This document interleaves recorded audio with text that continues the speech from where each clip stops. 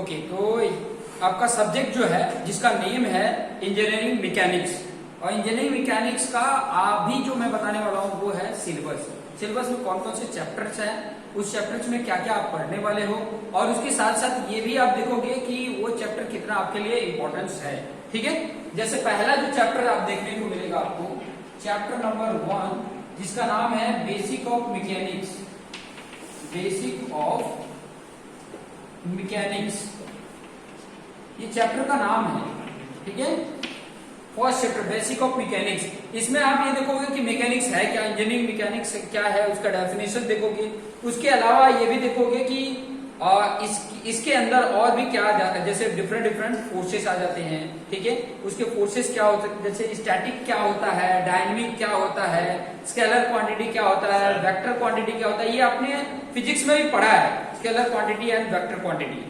Clear. उसके बाद हम ये देखेंगे कि जो डायनेमिक होता है उसके भी कई सारे पार्ट होते हैं, जैसे काइनेटिक्स है, काइनेमेटिक्स है, इसके डेफिनेशंस और उसके फंक्शंस को समझेंगे। उसके अलावा एक और चीज इसमें है, जैसे कि यूनिट कन्वर्जन, फंडामेंटल यूनिट क्या होता है, डिराइव यूनिट क्या होता है, ये भी पॉइंट आ जाएगा। उसके साथ साथ फोर्स देखोगे, कितने टाइप के फोर्स होते हैं। ठीक है, फोर्स को किस तरीके से रिप्रेजेंट कर सकते हैं, फोर्स की कैरेक्टरिस्टिक क्या होती है, फोर्स का डेफिनेशन क्या होता है, फोर्स की यूनिट क्या होती है, और उसके सिस्टम ऑफ फोर्सेस देखोगे। ठीक है, उसके अलावा जो फोर्थ आपका पॉइंट है, उसके जैसे कि कुछ आपके प्रिंसिपल्स हैं, जैसे सुपरपोजिशन प्रिंसिपल है, प्रिंसिपल ऑफ ट्रांसमिसिबिलिटी है। ठीक है, तो ये सारा टॉपिक आपको इसमें कवर हो जाएगा, और ये जो आएगा वो 6 मार्क्स का एग्जाम में आपको क्वेश्चन आएंगे, 6 मार्क्स कवर करेगा। ठीक है, टोटल जो मार्क्स का है, टोटल जो इसका मार्क्स है, टोटल मार्क्स अगर मैं बोलूं तो टोटल मार्क्स 70 का आएगा। जो आपका यूनिवर्सिटी का एग्जाम होगा 70 मार्क्स का होगा, और ये जो चैप्टर है वो 6 मार्क्स कवर करेगा। ठीक है, क्लियर हुआ। उसके बाद आपका आएगा चैप्टर नंबर 2। चैप्टर नंबर 2 का नाम है कोप्लानर कंकरेंट फोर्सेस। ठीक है, जब इसमें मैं फोर्सेस बताऊंगा, सिस्टम ऑफ फोर्सेस बताऊंगा, तो उसमें एक ये सिस्टम ऑफ फोर्सेस है, कोप्लानर कंकरेंट फोर्सेस। इसका मीनिंग क्या होता है, देखो कोप्लानर का मतलब होता है कि जो फोर्स अप्लाई हो रहा है वो सेम प्लेन पे अप्लाई हो। कोप्लानर मतलब सेम प्लेन पर एक्ट हो रहा है, लेकिन साथ साथ में ये भी लिखा है कंकरेंट। कंकरेंट मतलब सेम पॉइंट पे, सेम प्लेन, जैसे ये एक प्लेन है, ठीक है, और जो फोर्सेस लग रहा है एक ही पॉइंट पे सभी फोर्सेस लग रहे हैं। यहां से कोई फोर्स लगा है, यहाँ पर, यहां से कोई फोर्स लगा है, यहाँ पर, यहां से कोई फोर्स लगा है, सेम पॉइंट पर एक्ट होते हो और सेम प्लेन पर हो, एक ही प्लेन पे हो। ठीक है, तो ऐसे फोर्सेस के बारे में ये चैप्टर में स्टडी करेंगे, और ये चैप्टर कवर करेगा 14 मार्क्स का। 14 मार्क्स बहुत इंपॉर्टेंट है ये चैप्टर, 14 मार्क्स कवर करेगा। इसमें देखो आपको क्या समझना होगा, सबसे पहले इक्विलिब्रियम कंडीशन क्या होते हैं, फोर्सेस के इक्विलिब्रियम कंडीशंस। जैसे कि कोई बॉडी है, जैसे मैं बोलूं कि ये डस्टर है, ठीक है, ये डस्टर यहाँ पे है, अभी जैसे इसके ऊपर फोर्स अप्लाई हो रहा है, कैसे फोर्स अप्लाई हो रहा है, चैप्टर बोल रहा है, चैप्टर का नेम बोल रहा है क्या, कोप्लानर कंकरेंट फोर्सेस। एक कोई पॉइंट पकड़ो, ये प्लेन इसको पकड़ो, एक पॉइंट पे डिफरेंट इसके ऊपर फोर्सेस अप्लाई हो रहे हैं, एक ही पॉइंट पे अप्लाई हो रहे हैं। अगर ये जो जिस पोजीशन पे है ये पोजीशन चेंज नहीं हो रहा है, फोर्स अप्लाई हो रहा है बट चेंज नहीं हो रहा है, तो उसी को बोला जाता है इक्विलिब्रियम। ठीक है, ये अपने पोजीशन पे है, इक्विलिब्रियम पोजीशन पे ही है। तो इसकी कंडीशन क्या क्या होंगे वो चीजें स्टार्टिंग में बता दूंगा। फिर उसके बाद इसमें 3 और इंपॉर्टेंट चीजें पढ़नी होगी, लॉज हैं और उससे रिलेटेड न्यूमेरिकल्स आपको पढ़ने मिलेगा। पहला है लॉ ऑफ पैरेललोग्राम, दूसरा है ट्राइंगल लॉ ऑफ फोर्सेस, तीसरा है polygon law of forces. Polygon law of forces का मतलब होता है रिजोल्यूशन ऑफ फोर्सेस। इसके बारे में आप डिटेल में पढ़ोगे, ये चैप्टर नंबर 2। इतना ही टॉपिक है इसमें, लेकिन इसके न्यूमेरिकल करने का टेक्निक जो अगर आप अच्छे से नहीं सीखे तो प्रॉब्लम होगा। ठीक है, और इसके साथ साथ ये भी बता देता हूं कि आपको साइंटिफिक कैल्सी लेनी पड़ेगी, साइंटिफिक कैल्सी आपको लेनी पड़ेगी। ठीक है, और क्या होगा 82 एफएस ऐसे लिखा होगा, 82 ms ऐसे करके होगा, एफएस 82 ms का आपको कैल्सी लेनी पड़ेगी। जिसका नाम है साइंटिफिक कैल्सी। शायद आप बुक स्टोर पे पूछोगे तो आपको मिल जाएगा, ठीक है। ये जरूरत है क्योंकि अभी तक आप अगर सिंपल कैल्सी मैथ्स में यूज किए होगे, बेसिक मैथ्स में, तो सिंपल कैल्सी चल जा रहा है, लेकिन ये सब्जेक्ट में और आने वाले सेमेस्टर में जो सब्जेक्ट आएंगे जैसे स्ट्रक्चर मैकेनिक्स, हाइड्रोलिक्स, ये सब में बड़े बड़े न्यूमेरिकल्स होंगे, तो वो न्यूमेरिकल के डेसिमल तक आपको आंसर करेक्ट लाने होते हैं, तो उसके लिए साइंटिफिक कैल्सी इंपॉर्टेंट है। और ये अगर नहीं क्लियर होगे तब तक ये चैप्टर्स के न्यूमेरिकल आपको अच्छे से नहीं आएंगे, ठीक है। कैल्सी ऑपरेट करना बहुत इंपॉर्टेंट है, ये ऑपरेट करने नहीं आएगा तो भी प्रॉब्लम आपको रहेगा। तो ये जो सब्जेक्ट चलेगा उसमें कैल्सी ऑपरेट करना भी मैं आपको सिखा दूंगा कि किस तरीके से ऑपरेट करना है, और फटाक से 2 से 3 सेकंड में आप वैल्यू उसके फटाक से बता सकते हो, ठीक है। 14 मार्क्स कवर करेगा, क्लियर हुआ। चैप्टर नंबर अगर मैं 3 की बात करूं तो उसका नाम है moment of force and parallel force. ये भी एक पैरेलल फोर्स की बात करें, ये भी एक टाइप का सिस्टम ऑफ फोर्सेस ही है। और इसके प्रीवियस जब अप्लाइड मैकेनिक्स जो सिलेबस था उसमें इसका नाम रखा था कोप्लानर नॉन कंकरेंट फोर्सेस, ऐसा नाम रखा था, कोप्लानर नॉन कंकरेंट फोर्सेस था। बात वही कहेगा जो ये मैं फोर्स के बारे में एक्सप्लेन करूंगा वही कहेगा, बस थोड़ा नाम चेंज कर दिया। क्या क्या पढ़ने वाले हो, देखो मोमेंट से रिलेटेड पढ़ोगे कि मोमेंट है क्या, ठीक है। इससे रिलेटेड एक प्रिंसिपल आता है जिसको बोला जाता है वेरिग्नम्स प्रिंसिपल, वो चीजें समझोगे। उसके बाद कपल होते हैं कि कपल क्या होता है, उसकी प्रॉपर्टीज क्या होती है, ये चीजें इसमें आ जाएंगी। उसके साथ साथ पैरेलल की जब बात करेंगे तो जैसे इसमें आएगा सबसे पहले इंट्रोडक्शन ये आएगा कि टाइप्स ऑफ बीम क्या होते हैं, टाइप्स ऑफ सपोर्ट क्या होता है, टाइप्स ऑफ लोड क्या होते हैं, लोड जो अप्लाई होता है वो कितने टाइप्स के होते हैं, प्लस उसके साथ साथ इससे रिलेटेड जो बीम है उसके इक्विलिब्रियम कंडीशन अप्लाई करके हम उसकी रिएक्शन फाइंड आउट करना सीखेंगे। और ये भी जो चैप्टर है काफी इंपॉर्टेंट है, वो भी 14 मार्क्स कवर कराएगा। 14 मार्क्स अगर ये तीनों को ही काउंट करोगे तो 14, 14, 28 और 6 कितने हो गए, 34 मार्क्स इधर ही हो गए, फर्स्ट, सेकेंड, थर्ड में, ठीक है, क्लियर हुआ। उसके बाद चैप्टर नंबर 4 के बारे में बताते हैं। चैप्टर नंबर 4 जो है जिसका नाम है centroid and centre of gravity. पहले तो ये क्या होता है वो चीजें समझेगी। सेंट्रॉइड 2D फिगर के लिए होता है, 2D फिगर, ठीक है। ये बोर्ड कैसा है, 2D है, हालांकि है 3D, लेकिन इसको थिकनेस को मैं इग्नोर करूं, निग्लेक्ट करूं तो 2D लिखेगा, 2 डायमेंशनल, 2D मतलब 2 डायमेंशनल, लेंथ और विड्थ, ठीक है। थिकनेस को मैं निग्लेक्ट कर रहा हूं तो, ठीक है, समझ में आ रहा है ना। तो 2D फिगर का जो उसका सेंटर पॉइंट होता है उसको बोला जाता है सेंट्रॉइड, जो उसका होल एरिया कंसंट्रेट करता हो, ऐसा point in 2D figure the point at which whole area concentrated, उसको बोला जाता है 2D। और centre of gravity 3D figure का बताता है, 3D फिगर मतलब इसका सेंटर पॉइंट कहां होगा, समझ में आया। तो ये सेंटर ऑफ ग्रेविटी बताएगा, उससे रिलेटेड फॉर्मूले बताएंगे। 2D फिगर के सेंट्रॉइड फाइंड आउट करने के डिफरेंट फॉर्मूले बताऊंगा, उसके साथ साथ 3D फिगर के डिफरेंट फॉर्मूले हैं। और ये चैप्टर और ये चैप्टर ध्यान देना, ये दोनों चैप्टर नंबर 3, चैप्टर नंबर 4 काफी ज्यादा इंपॉर्टेंट है आगे के जो सिलेबस आने वाले हैं थर्ड सेमेस्टर में स्ट्रक्चर मैकेनिक्स, उसके लिए बहुत इंपॉर्टेंट है। और ये आपको कवर करेगा 10 मार्क्स, कितना कवर करेगा, 10 मार्क्स। और ये दोनों जो चैप्टर हैं ये आपको थर्ड सेम में जाओगे तो स्ट्रक्चर मैकेनिक्स जो आएगा, स्ट्रक्चर मैकेनिक्स जो आएगा उसमें आपको बहुत हेल्प करेगा। ये उसका बेसिक पार्ट है, समझ में आ रहा, बेसिक चीजें हैं जो आपको बहुत हेल्प करेंगे। क्लियर हो रहा, बात क्लियर हो रही। तो इसमें भी बहुत ज्यादा कुछ नहीं सीखना है। मोमेंट इसमें सेंट्रॉइड और सेंटर ऑफ ग्रेविटी डिफरेंट कुछ फॉर्मूले होंगे जो हमें थोड़ा से मैं आपको एक्सप्लेन कर दूंगा तो आपको ऑटोमेटिक पता चल जाएगा कि इसके सेंटर कहां पे आएंगे। इसके सेंटर जब कंपोजिट में मिलेंगे, सब अलग अलग शेप के कंपोजिट में मिलेंगे तो फॉर्मूला उसमें काम आएगा, ठीक है। जैसे कि इसमें एक और चीज आएगा, एक्सिस ऑफ रेफरेंस क्या होता है, एक्सिस ऑफ सिमेट्री क्या होता है, ठीक है। तो एक रेफरेंस मतलब एक कोई रेफरेंस हम सिलेक्ट कर लेते हैं या एज्यूम पॉइंट सिलेक्ट कर लेते हैं, वहां से हम बताते हैं कि उसका सेंटर कहां पे होगा। ठीक है, क्लियर हुआ। उसके बाद से चैप्टर नंबर 5, चैप्टर नंबर 5 का नाम है फ्रिक्शन। ठीक है, फ्रिक्शन नाम सुने होंगे। फ्रिक्शन, फ्रिक्शन क्या होता है, जैसे कि मैं यही पे बताऊं, ये जैसे डस्टर है, ये डस्टर का जो सरफेस है और मेरी ये जो पाम का सरफेस है, ये दोनों एक दूसरे से कांटेक्ट में, टच में है। जब इसके ऊपर कोई फोर्स लगाया जाता है, कैसा, इस डायरेक्शन में फोर्स लगाया गया, तो ये कांटेक्ट सरफेस के अपोजिट डायरेक्शन में एक फोर्स लग रहा होगा जो इसको रोक रहा होगा, उसी रजिस्टिंग फोर्स को बोला जाता है फ्रिक्शन। क्लियर हुआ, फ्रिक्शन फोर्स बोला जाता है। समझ में। अब ये दोनों सरफेस अगर रफ होंगे तो फ्रिक्शन फोर्स ज्यादा होगा, समझ में आया ना, और अगर स्मूथ होंगे तो फ्रिक्शन फोर्स कम होगा।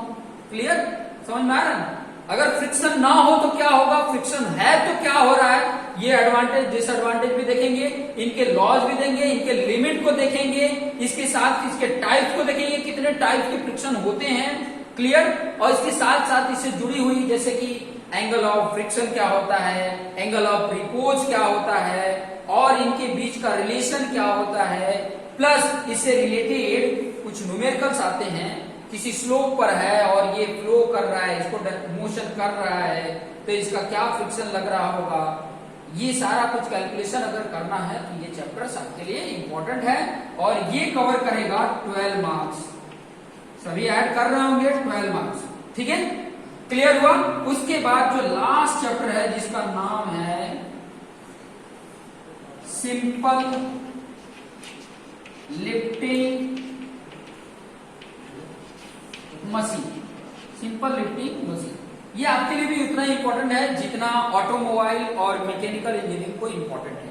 ये आपके लिए भी उतना ही इंपॉर्टेंट है जैसे अभी जो सेकेंड सेम में मैकेनिकल वाले पढ़ रहे हैं, अभी जो ऑटोमोबाइल वाले पढ़ रहे हैं। ठीक है, उतना ही उनके लिए भी इंपॉर्टेंट है सिंपल लिफ्टिंग मशीन। ठीक है, समझ में आ रहा है। ये अगर मैं कंपेयर करूं तो उनके लिए ज्यादा ये चैप्टर उनके लिए इंपॉर्टेंट है। सेम सब्जेक्ट, सेम सिलेबस, अभी इसी सेमेस्टर में ऑटोमोबाइल और मैकेनिकल इंजीनियरिंग भी पढ़ रहे हैं, यही सेम। ठीक है, अगर आपके कोई फ्रेंड है, आपके दोस्त हैं, आपके कोई चाहने वाले हैं जो आपके लिए अच्छे लग रहे हैं, तो उनको बता सकते हो कि आप यहाँ से स्टडी करो, आप में मार्क्स अच्छे पा सकते हो, अगर उनका क्लास अच्छे से नहीं चल रहा हो तो। क्लियर, या हो सकता है आपके फ्रेंड किसी और यूनिवर्सिटी में या किसी और कॉलेज में पढ़ रहे हैं और ये सब्जेक्ट है उनके लिए, तो आप उनको रेफरेंस दे सकते हो कि यहाँ से आप पढ़ सकते हैं। देखिए बहुत इंपॉर्टेंट है, बहुत इंपॉर्टेंट ये भी है, जिसमें आप सीखोगे कि मशीन कितने टाइप के होते हैं, simple machine, compound machine, lifting machine, फिर बाद में उसमें और भी मैकेनिज्म होती है, जैसे मैकेनिकल एडवांटेज क्या होता है, वेलोसिटी रेशियो क्या होती है, एफिशिएंसी क्या होता है, मैक्सिमम एफिशिएंसी क्या होता है, मैक्सिमम मैकेनिकल एडवांटेज क्या होता है, ये सारा कुछ। अगर कोई मशीन पे वर्क कर रहे हैं तो उसकी एफिशिएंसी कितनी होती होगी, बात समझ में आ रही है। और अच्छे समझ में आएगा जब इस चैप्टर को हम डिटेल में पढ़ेंगे। ठीक है, उस टाइम पे आपको बहुत अच्छे समझ में आएगा, कुछ प्रैक्टिकल तरीके से आपको समझाएंगे तो आपको और अच्छे समझ में आएगा। और ये चैप्टर भी कवर कर रहा है 14 मार्क्स का। तो आप देख सकते हैं कि जो सेकेंड चैप्टर है, जो थर्ड चैप्टर है, और ये जो लास्ट चैप्टर 6 चैप्टर है, ये 14 मार्क्स के हैं। तो अगर ये तीन पे भी अगर बहुत अच्छे से फोकस कर लेते हो तो 42 मार्क्स आएंगे। 42 मार्क्स, 70 में से 42 मार्क्स आराम से आ सकते हैं कि नहीं। पासिंग मार्क 23 ही होता है, पासिंग मार्क 23 होता है, लेकिन आपको 23 के चक्कर में नहीं रहना है। आपको कितना लाना है, 70। कहाँ है 42? पूरा पढ़ना है ना, मैं तो पूरा पढ़ाने वाला हूं। आप पूरा नहीं पढ़ोगे तो वो आपकी मर्जी है। ठीक है, समझ में आया। तो ये पहला स्टेप था। क्लियर, अच्छा ओके फ्रेंड, तो यहां पर अभी सीखने वाले हैं कि किस तरीके से इसका एग्जामिनेशन होगा, क्या क्या आपको स्टेप रखने हैं, याद रखने हैं। तो पहला इसमें देखिए एग्जामिनेशन स्कीम के बारे में बता रहे हैं। ठीक है, तो ये 4 इसके कॉलम को फुलफिल आपको करना होता है। जैसे मैं आपको बोलूं कि आपका एक तो यूनिवर्सिटी का एग्जाम होगा जिसको ई लिखा रहता है। ठीक है, समझ में, उसको जाने दो, मैं आपको सिर्फ बता रहा हूं कि एक तो आपका यूनिवर्सिटी का थियरी एग्जाम होगा, ठीक है, वो आपका 70 मार्क्स का रहेगा। वो आपको प्रिपेयर करना है, पूरा लेक्चर्स अच्छे से प्रिपेयर किया तो 70 मार्क्स का एग्जाम होगा, उसमें आपको अच्छे से मार्क्स लाना है, ठीक है।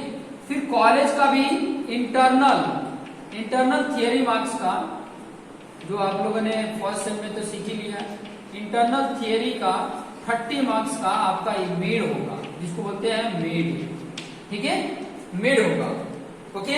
और ये मेड जो होगा वो 30 मार्क्स का है, ये 70 मार्क्स का है। क्लियर हुआ, समझ में? इसमें भी फेल होते हो तो आपका मार्कशीट फेल आएगा, इस वाले कॉलम में भी फेल होते हो तो मार्कशीट में फेल ही आएगा, ठीक है। उसके बाद आ जाता है प्रैक्टिकल आपका, समझ में आया? प्रैक्टिकल ये आपका 25 मार्क्स और 25 मार्क्स, ये होता है वाइवा और ये होता है इंटरनल मतलब क्या होगा इसमें? इंटरनल का मतलब है इसमें आपका प्रैक्टिकल फाइल होगा। क्लियर? प्रैक्टिकल आप कर रहे हो, उसके दौरान आपका बिहेवियर कैसा है, आप कितना कॉन्सेंट्रेट दे के आप प्रैक्टिकल कर रहे हो, कितना टाइम टू टाइम आप प्रैक्टिकल साइन करा रहे हो, ये उसमें आ जाएगा। ये 25 मार्क्स प्रैक्टिकल जो एग्जाम होगा, जो वाइवा होगा, उसमें से 25 मिल जाएंगे। क्लियर हो रहा है? तो ध्यान रखना कि ये कॉलम भी आपको पास करने हैं, ये भी और ये भी और ये भी, समझ में आया? जब ये चारों पास होते हैं तब फाइनल जो आता है वो लिखा रहता है, जो भी ग्रेड होगा वो लिखा रहेगा, चाहे आपका ए ग्रेड आए चाहे जो भी ग्रेड आए, ये सब्जेक्ट का इस तरीके के है ये 4 कॉलम, ठीक है। साथ में याद रखो कि ये जो दोनों हैं, ठीक है, इसके इंटरनल में आपको एक और काम करना है, ये तो आपको करना है प्रैक्टिकल से रिलेटेड, ठीक है। इसी में एक और चीज आता है जिसका नाम है असाइनमेंट, जो मैं आपको प्रोवाइड करूंगा। 6 चैप्टर है, 6 असाइनमेंट आपको मैं प्रोवाइड करूंगा, ठीक है। क्लियर हो रहा है? जो टाइम टू टाइम आपको क्या करना होगा, साइन कराने होंगे, और उसको किस में लिखना है, फाइल पेज, तो पता है ना, लाइनिंग वाला, एक साइड लाइनिंग होगा, अदर साइड ब्लैंक होगा, और कलरफुल पेज मत यूज करना। आप लोग, कई लोग अभी स्कूल से आते हैं तो कलरफुल प्रोजेक्ट पेपर समझ के पूरा कलरफुल पेज यूज करते हैं। कलरफुल नहीं है, ब्लैक एंड व्हाइट है, लाइनिंग ब्लैक है, बाकी सब पूरा व्हाइट है, डिजाइन इसमें कुछ नहीं बना होगा। क्लियर हो रहा है? ये है स्कीम, ठीक है, एग्जामिनेशन का स्कीम ये है। यूनिवर्सिटी में आपको 70 मार्क्स का पेपर आएगा जो आपको देने होंगे, 23 मार्क्स पासिंग होंगे, लेकिन पासिंग मार्क्स के पीछे नहीं भागना है, 70 मार्क्स के पीछे भागना है। इसमें से भी अगर आप अच्छे से, जो मैं क्लास में करा रहा हूँ, तो 30 आउट ऑफ 30 ला सकते हो। और ये भी आपका क्लास में प्रैक्टिकल करते टाइम पे आपका बिहेवियर, आपका फोकस कितना अच्छा है, कितना आप टाइम टू टाइम मतलब प्रैक्टिकल कंप्लीट करके साइन भी करा लेते हो, ये सब उसके ऊपर डिपेंड है। क्लियर? इतना पॉइंट समझ में आया? ठीक है। अब तीसरा पॉइंट आप समझते हैं। तो चैप्टर नंबर 1 है बेसिक ऑफ मैकेनिक्स, ठीक है। मैकेनिक्स का बेसिक चीज हम सीखने वाले हैं, कुछ थोड़ा सा इंट्रोडक्शन भी सीखेंगे। पहले तो मैं बताऊं कि जो मैकेनिक्स है, मैकेनिक्स को 3 पार्ट में डिवाइड किया गया। 3 पार्ट कौन कौन से हैं, थोड़ा मैं आपको अच्छे से बता देता हूं, ठीक है, और कहां कहां काम आएंगे वो भी आपको बता दूंगा। पहला जो है, जिसको बोला जाता है mechanics of rigid body. Clear? Mechanics of rigid body. Clear? दूसरा है मैकेनिक्स ऑफ फ्लूइड, और थर्ड है मैकेनिक्स ऑफ डिफॉर्मेबल बॉडी, ठीक है। ये 3 है, इंपॉर्टेंट है, ठीक है। देखो, मैकेनिक्स ऑफ रिजिड बॉडी ये कहता है कि कोई भी बॉडी है, जैसे ये डस्टर है, इसके ऊपर फोर्स अप्लाई किया जा रहा है, ठीक है, तो इसकी जो शेप एंड साइज है वो चेंज ना हो। इसका पोजीशन चेंज हो सकता है कि एक प्लेस से दूसरे प्लेस पे चला जाए, जैसे मैं मूव करके यहाँ पे चला आया, ठीक है, तो पोजीशन चेंज हो जाएगा, एक प्लेस से दूसरे प्लेस पे मूव करेगा, बट जो बॉडी पे फोर्स लग रहा है, इसके शेप एंड साइज में कोई भी डिफॉर्मेशन ना हो रहा है, कोई भी चेंज ना आ रहा हो, ऐसे बॉडी को बोला जाता है रिजिड बॉडी। और इस बॉडी से रिलेटेड जो भी स्टडी की जाती है उसको बोला जाता है मैकेनिक्स ऑफ रिजिड बॉडी। और यही है पूरा का पूरा इंजीनियरिंग मैकेनिक्स, पूरा का पूरा यही है, समझ लो इंजीनियरिंग मैकेनिक्स यही पढ़ रहे हैं, इंजीनियरिंग मैकेनिक्स यही पढ़ रहे हैं। समझ में आया? क्लियर हुआ? समझ में आया? ठीक है। अब देखिए मैकेनिक्स ऑफ फ्लूइड क्या बताता है। फ्लूइड का मतलब होता है लिक्विड एंड गैस, ठीक है, liquid and gas, liquid and gas. Liquid से रिलेटेड, गैस से रिलेटेड उसके मूवमेंट, उससे रिलेटेड उसके बिहेवियर, उसकी डेंसिटी, उसका स्पेसिफिक ग्रेविटी क्या होता है, अगर वो मूव कर रहा है तो कैसे मूव कर रहा है, किस किस तरीके के फ्लूइड होते हैं, ठीक है, वो कहां पर फ्लो कर रहा है, कहीं पाइप में फ्लो कर रहा है या किसी खुले जगह पे फ्लो कर रहा है, तो उसके पीछे क्या क्या उसके बिहेवियर हो सकते हैं, उसके ऊपर प्रेशर क्या हो सकता है, वो डिस्चार्ज हो रहा है तो कितना डिस्चार्ज हो रहा है, ये टोटल स्टडी जो होगा वो मैकेनिक्स ऑफ फ्लूइड होगा। और जब आप थर्ड सेम में आओगे तो आपको इससे रिलेटेड आपको सिविल में सब्जेक्ट मिलेगा जिसका नाम है हाइड्रोलिक्स। हाइड्रोलिक्स हो सकता है सिलेबस चेंज हो जाए तो वही कुछ फ्लूइड से रिलेटेड नाम आ सकता है या हाइड्रोलिक्स से आ सकता है, ठीक है, कोई भी नेम आ सकते हैं इससे related.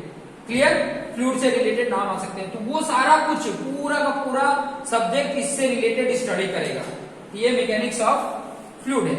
Mechanics of deformable body का मतलब ये होता है कि जिस बॉडी के ऊपर फोर्स लग रहे हैं, लोड लग रहा है, तो उस बॉडी में डिफॉर्मेशन आ रहा है, चेंजेज आ रहा है। बॉडी का मतलब मेरी ये बॉडी मत समझना, कोई भी चीज है, ठीक है, जैसे कॉलम, बीम, स्लैब, ये बॉडी है समझ लो, ठीक है, वस्तु है जिसके ऊपर लोड लग रहा है तो उसमें चेंज होता है, ठीक है, चेंज आ रहा है, कुछ डिफॉर्मेशन आ रहा है, तो उससे रिलेटेड जो भी स्टडी करते हैं वो है मैकेनिक्स ऑफ डिफॉर्मेबल बॉडी। उसमें बहुत सारी चीजें आती हैं और पूरा थर्ड सेम, फोर्थ सेम और डिजाइन तक वही सब चीजें सीखना है, मैकेनिक्स के अंदर ही सीखना है, ये सब कुछ उसके अंदर आ जाएगा, ठीक है, जिसमें बॉडी डिफॉर्म हो रही है वो भी थर्ड सेम में आएगा। जो स्ट्रक्चर मैकेनिक्स बताया, फिर स्ट्रक्चर मैकेनिक्स 2 आएगा, फिर इससे रिलेटेड डिजाइन आएगा, ये सारा कुछ उसमें सीखने को मिलेगा। क्लियर हुआ? ये मैकेनिक्स ये 3 पार्टों में डिवाइड करके अलग अलग, कि मैकेनिक्स को एक साथ ये दे दिया जाए तो बहुत बड़ा होगा ना, पढ़ने में हमें डिफिकल्टीज होगी, होगा कि नहीं डिफिकल्टी, तो पार्ट पार्ट में आपको सिखाया जा रहा है कि ये थोड़ा सा स्टार्टिंग का है, फिर उसके बाद का, फिर उसके बाद से सब कुछ जुड़ा हुआ है, देखिए पार्ट में करके आपको सिखाया जा रहा है। क्लियर हो रहा है ये सब चीजें? उसके बाद अभी ये टॉपिक तो मैंने बताया, अभी टाइम हो गया है, तो मैं आपको जो नेक्स्ट लेक्चर होगा जिसमें मैं आपको बताऊंगा कि इंजीनियरिंग मैकेनिक्स क्या होता है, ठीक है, दूसरा बताऊंगा कि आपका स्टैटिक्स क्या होता है, डायनेमिक्स क्या होता है, डायनेमिक्स के भी 2 पार्ट होते हैं, काइनेटिक्स और काइनेमेटिक्स क्या होता है, फिर उसके साथ साथ आपको ये भी बताऊंगा कि स्केलर क्वांटिटी, वेक्टर क्वांटिटी क्या होते हैं, ठीक है, फिर उससे जुड़े हुए जैसे यूनिट है, उससे जुड़े हुए यूनिट जितने भी मतलब फिजिकल क्वांटिटी है उनकी यूनिट क्या होती हैं, उसके फंडामेंटल यूनिट क्या होती हैं, जैसे फिजिक्स में आपने 7 फंडामेंटल यूनिट पढ़े हैं, length, mass, time, temperature, luminous intensity, substance amount और करंट, ये 7 आपने पढ़े हैं, लेकिन यहाँ पे 3 ही पढ़े हैं, लेंथ, मास, टाइम, ठीक है, ये 3 चीजें पढ़े हैं। फिर बाद में सिस्टम ऑफ यूनिट पढ़ोगे, यूनिट को सिस्टम में एक डिवाइड कर दिया गया है कि इस सिस्टम में आपको मेजरमेंट करना है या इस सिस्टम में ही इसको देखना है, तो वो चीजें हैं, ये चीजें हम नेक्स्ट लेक्चर में देखेंगे। तो ये चीजें आपको इतना क्लियर हो गया होगा, कोई डाउट होगा तो कमेंट करके जरूर बताना। Thank you.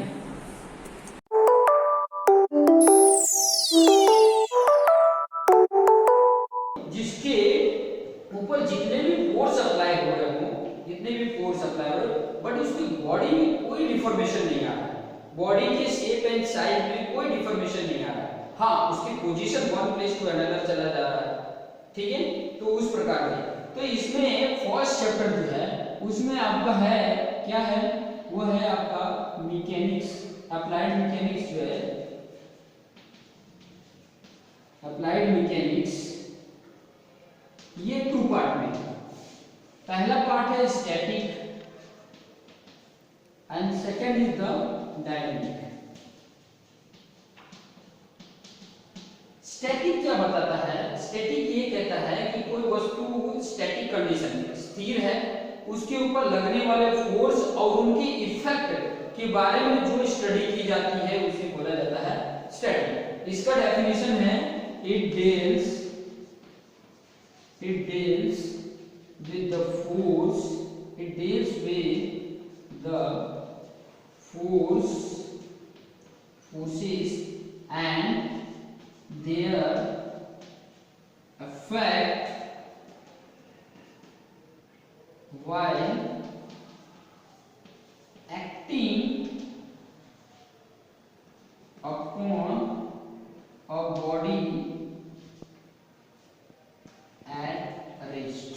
It means rest condition में कोई बॉडी है, उसके ऊपर फोर्स अप्लाई किए जा रहे हैं और उनके फोर्स के ड्यू में जो हमारा इफेक्ट आता है उसके बारे में जो भी स्टडी करते हैं वो क्या आता है, स्टैटिक आता है।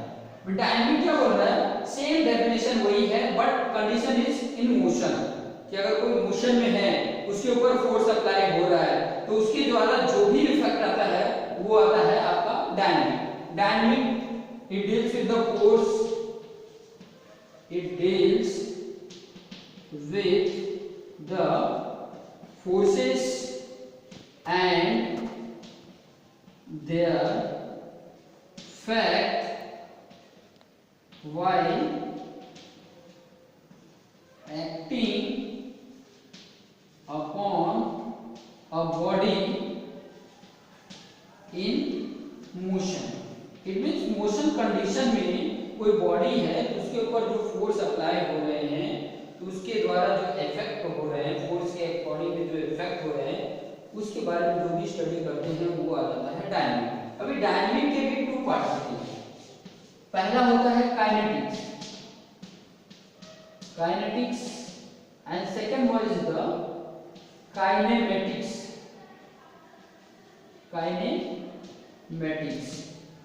काइनेटिक्स क्या होता है, काइनेटिक्स इट मींस कि कोई बॉडी मोशन कंडीशन में है बट वो मोशन कंडीशन में किसके कारण है, due to application of force, due to application of force. Kinetics ये बताता है कि कोई मोशन कंडीशन में है बट वो मोशन किसके कारण है, तो due to application of force is called as kinetics. Kinetics में हम यही पढ़ते हैं कि कोई बॉडी इन मोशन कंडीशन में है तो कैसे है, due to application of forces. Kinetics क्या बताता है कि कोई बॉडी मोशन कंडीशन में है बट वो मोशन कंडीशन में रिस्पॉन्सिबल फोर्स नहीं है, वो क्या है, मोशन खुद ही मोशन, उसका रेफरेंस क्या है, मोशन ही है, मोशन के कारण ही वो मोशन में आया। जैसे ड्यू टू ग्रेविटी बोल सकते हैं, जो ग्रेविटी फोर्स के कारण, सपोज दैट कोई स्लोप में वस्तु रखी हुई है, ये स्लोप है, यहाँ पे कोई बॉल रखा हुआ है, ठीक है, इसको हमने कुछ नहीं किया, बस जो फोर्स लगा हुआ था, पकड़ा हुआ था, उसको छोड़ देने के बाद हम फोर्स अप्लाई नहीं कर रहे बट वो ऑटोमेटिक वो अपने नीचे के डायरेक्शन में मूव करता है और उसकी जो स्पीड है वो धीरे धीरे बढ़ती जाती है। तो वो किसके कारण होता है, due to gravitational force. Gravitational force के कारण वो नीचे डायरेक्शन में जा रहा है। तो ये जो इसके बारे में जो स्टडी करते हैं वो है काइनेटिक्स। तो ये था थोड़ा सा बेसिक। उसके बाद इस चैप्टर में और कौन से पॉइंट हैं वो यहाँ पे लिख देता हूँ, ठीक है, उसके बारे में एक्सप्लेन पार्ट में स्केलर एंड वेक्टर। तो स्केलर एंड वेक्टर क्वांटिटी जो होती है फर्स्ट क्या होती है, स्केलर क्वांटिटी। अभी स्केलर क्वांटिटी क्या होती है और वेक्टर क्वांटिटी क्या होती है इसके बारे में हम जानेंगे। Scalar quantity and vector quantity क्या होती है। Scalar quantity it means which quantity to specify only direction, which quantity to specify only magnitude। अगर सिर्फ इसके मैग्नीट्यूड अगर है, only मैग्नीट्यूड ही only स्पेसिफाई कर देता है, स्पेसिफाई कर देता है only मैग्नीट्यूड। जैसे में कितने मास है केजी में, सिंपल सा, इसके लिए कोई डायरेक्शन की जरूरत नहीं है। डिस्टेंस कितने हैं, 2 metre, 5 metre, 6 metre. It means example में अगर देखा जाए तो जिसके लिए कोई डायरेक्शन की रिक्वायरमेंट ना हो, ओनली मैग्नीट्यूड अगर है तो स्पेसिफाई कर देता है। जैसे कि डिस्टेंस हो जाता है, डिस्टेंस हो जाता है, फिर मास हो जाता है, फिर बाद में लेंथ हो जाता है, लेंथ डिस्टेंस में आ जाता है, ठीक है। फिर उसके बाद से time is also scalar quantity, ठीक है। टाइम के लिए कोई डायरेक्शन नहीं बताना पड़ता है, टाइम की वैल्यू 2 सेकंड 4 सेकंड ऐसे मैग्नीट्यूड मिल गया, फिर उसके स्पेसिफाई हो जाता है कि हाँ इतने टाइम हो रहे हैं, ठीक है। उसके लिए कोई डायरेक्शन की जरूरत नहीं होती है। और भी बहुत सारे हैं, ठीक है। वेक्टर क्वांटिटी क्या बताता है कि which quantity to specify magnitude and direction both are required to specify both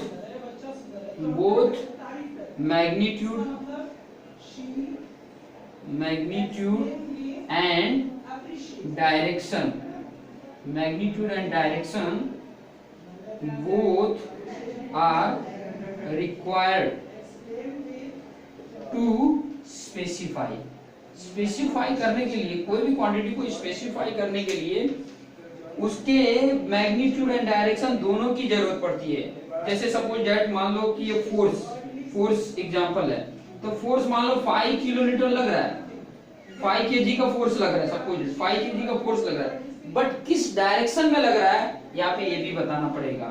towards north बताना पड़ता है, या इस डायरेक्शन में EAST, इस डायरेक्शन में, नॉर्थ डायरेक्शन में, मतलब आपको बताना पड़ेगा कि फोर्स किस डायरेक्शन में लग रहा है, ठीक है। ऐसे बहुत सारे एग्जांपल हैं जो जिसके लिए magnitude and direction both are required to specify. उसको स्पेसिफाई करने के लिए सिर्फ अगर मैग्नीट्यूड हो तो स्पेसिफाई नहीं कर पाएगा, उसके साथ साथ डायरेक्शन भी जरूरत होते हैं, ठीक है। फिर उसके बाद से नेक्स्ट पॉइंट आ जाता है, नेक्स्ट पॉइंट हमारा आता है वो है फंडामेंटल क्वांटिटी। फंडामेंटल क्वांटिटी कितने होते हैं?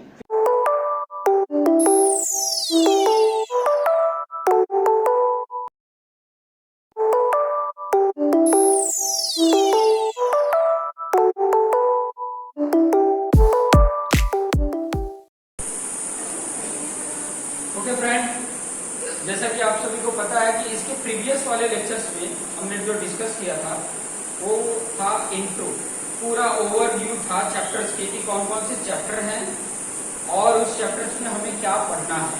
उसके सेकंड जो लेक्चर्स हमने लिए थे उसमें आपको मैंने बताया था कि स्टैटिक्स क्या होता है, डायनेमिक्स क्या होता है। डायनेमिक के भी 2 पार्ट थे, काइनेटिक्स एंड काइनेमेटिक्स, वो भी बताए थे। उसके साथ ही साथ scalar quantity and vector quantity को एक्सप्लेन करके बताया थे। ये चीजें आपको शायद आशा करता हूँ आपको पता होगा, नहीं पता होगा तो एक बार रिवीजन कर लेना, या तो इसके प्रीवियस वाला वीडियो जो है वो देख लेना, ठीक है। ऑलरेडी आपको शेयर किया होगा। आज के जो लेक्चर्स है उसमें डिस्कस करने वाले हैं आपको फिजिकल क्वांटिटी के बारे में। कौन कौन सी फिजिकल क्वांटिटी हमें इस जो सब्जेक्ट है उसमें हमें स्टडी करना है, फिजिकल क्वांटिटी, ठीक है। फिजिकल क्वांटिटी के बारे में स्टडी करेंगे। उसके साथ ही साथ डिराइव क्वांटिटी क्या होते हैं उसके बारे में भी बताएंगे। फिर उसके साथ ही साथ आपको सिस्टम ऑफ यूनिट बताएंगे कि किस तरीके से जो यूनिट है, कई तरीके से मेजरमेंट आप लेते हो या कुछ भी चीज आप मेजरमेंट करते हो तो उसको मेजर करने का अलग अलग वे है, ठीक है।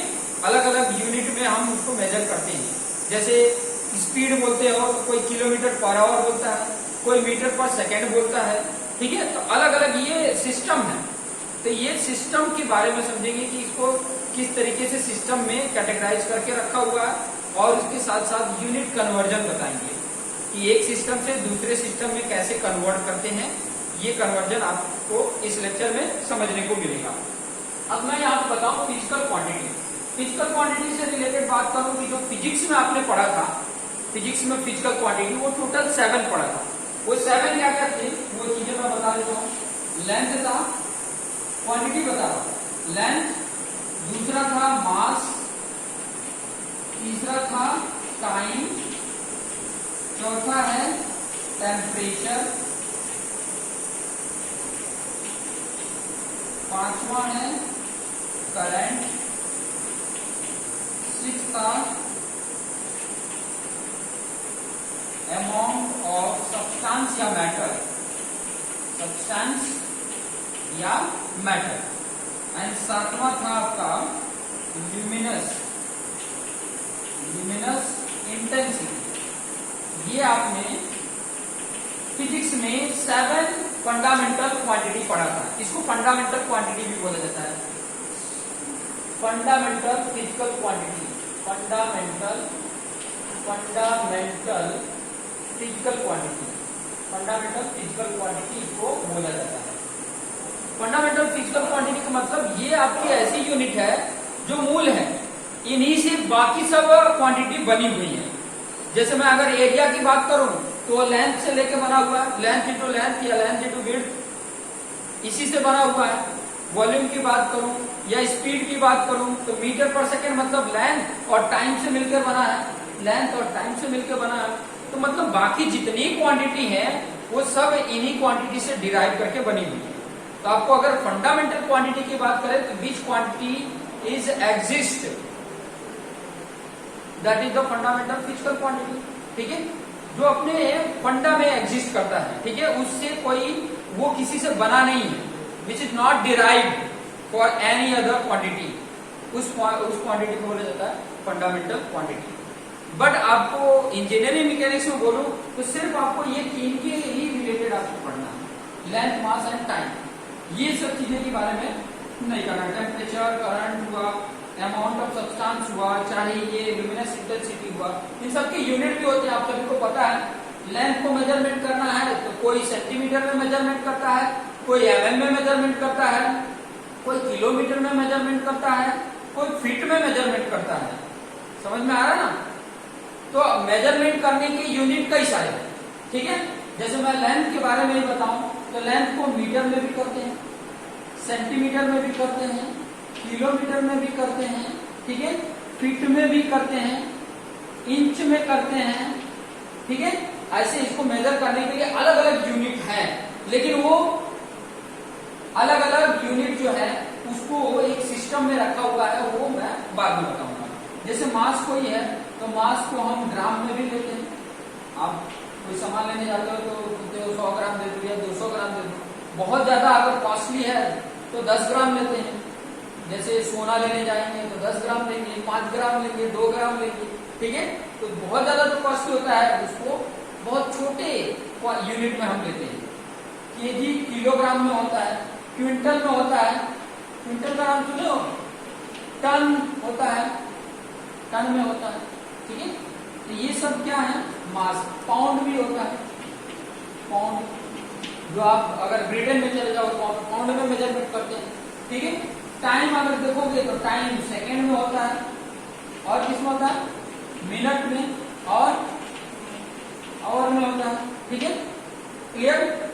उसके बाद टेम्परेचर को अगर देखोगे तो टेम्परेचर डिग्री सेल्सियस में भी होता है, डिग्री फ़ारेनहाइट में होता है और केल्विन में होता है।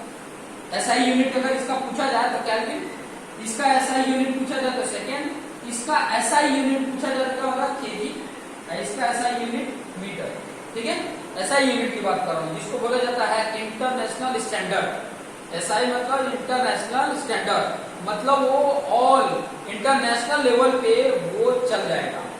क्लियर, बाकी नहीं चलेंगे, बाकी को वो नहीं समझ पा रहे। इंटरनेशनल लेवल की अगर मैं बात करूँ, वही अगर करंट की मैं बात करूं तो करंट को किस में मेजरमेंट करते हैं, एम्पियर में, एम्पियर में, और कूलम पर टाइम में भी। ठीक है, मतलब कूलम चार्ज अपॉन टाइम में भी मेजरमेंट कर लेते हैं। अमाउंट ऑफ सब्सटेंस को किस में मेजरमेंट करते हैं, मोल में, mole, number of mole amount of substance बताएगा। उसके साथ साथ अगर लुमिनस इंटेंसिटी की बात करें तो कैंडेला में बताता है, कैंडेला। ठीक है, कैंडेला में मेजरमेंट करते हैं, जिसका शॉर्ट में सीडी यूज करते हैं, इसको मॉल यूज करते हैं। ये तो आपको तो सिर्फ ये तीन के बारे में ही देखना है। ठीक है, समझ में आया, जितनी बात क्लियर हुई। दूसरा इंपॉर्टेंट पॉइंट है हमारा डिराइव यूनिट। डिराइव यूनिट किसको बोलते हैं, डिराइव क्वांटिटी बोलते हैं, क्वांटिटी। डिराइव क्वांटिटी भी क्वेश्चन एग्जाम में पूछे जा चुके हैं, तो इंपॉर्टेंट है। डेफिनेशन सिर्फ लिखना है आपको, अगर गुजराती में लिखना है चाहे इंग्लिश में लिखना है, मैं सिंपल लैंग्वेज में बता देता हूँ। Which quantity is derive from fundamental quantity is called as a derive quantity. समझ में, ऐसी क्वांटिटी है जो मूल क्वांटिटी से बनी है या मूल क्वांटिटी से डिराइव हुई है, इस क्वांटिटी को बोलते हैं डिराइव क्वांटिटी। क्या लिख सकते हो इसका? विच quantity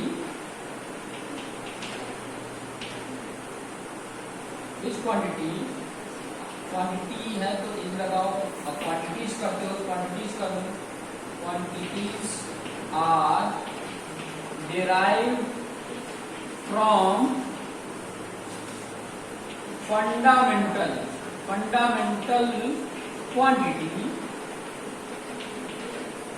is called as derived quantity. Clear? derived quantity. अब इसको एग्जाम्पल भी अगर लिखना है, एग्जाम्पल में लिखना क्या क्या लिख सकते हैं, जैसे कि एरिया आप देखोगे तो लेंथ से बना हुआ है, ये लेंथ और ये लेंथ का मल्टीप्लिकेशन कर दो तो ये जो आपके पास एरिया है वो आपको मिल जाएगा। ठीक है, अगर बोला जाए कि जैसे मेरा मास कितना है तो मैं बता सकता हूं कि क्या है 2 kg है या 4 kg है। ठीक है, बट अगर फोर्स बोला जाए कितना फोर्स मैं नीचे लगा रहा हूं, कितना मेरी बॉडी इस स्लैब पर फोर्स कितना लगा रही है, तो ये क्या हो गया, डिराइव हो गया। फोर्स क्या हो गया, डिराइव हो गया। कहां से डिराइव हुआ है, इसमें मास भी है और इसके साथ साथ लेंथ भी है। मास और लेंथ, क्योंकि फोर्स का जब यूनिट पढ़ोगे, फोर्स के बारे में पढ़ोगे, क्योंकि यही जो चैप्टर 1 है इसी में आपको बेसिक ऑफ मैकेनिक्स में फोर्स से रिलेटेड भी पढ़ना है। नेक्स्ट लेक्चर हमारा फोर्स पे ही रहेगा।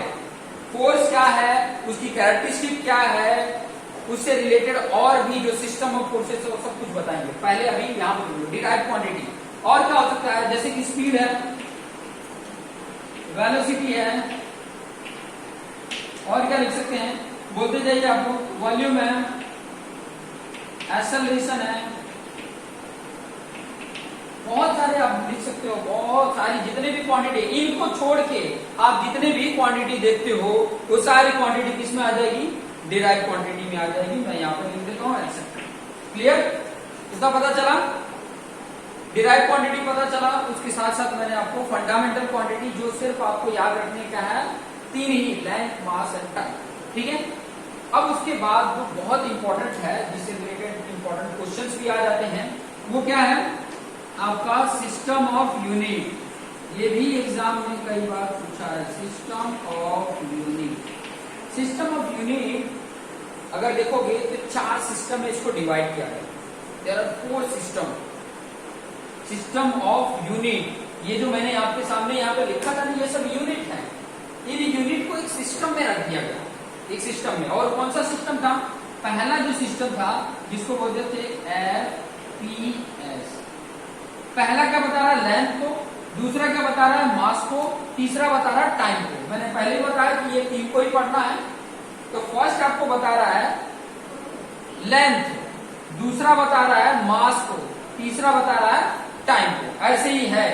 दूसरा अगर मैं बताऊं तो MKS सिस्टम है।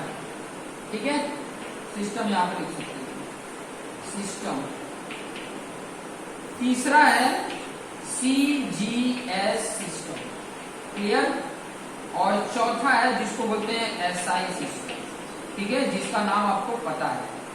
SI मतलब स्टैंडर्ड इंटरनेशनल बोल सकते हो या इंटरनेशनल स्टैंडर्ड। ठीक है, FPS की अगर मैं बात करूं तो F मतलब फुट,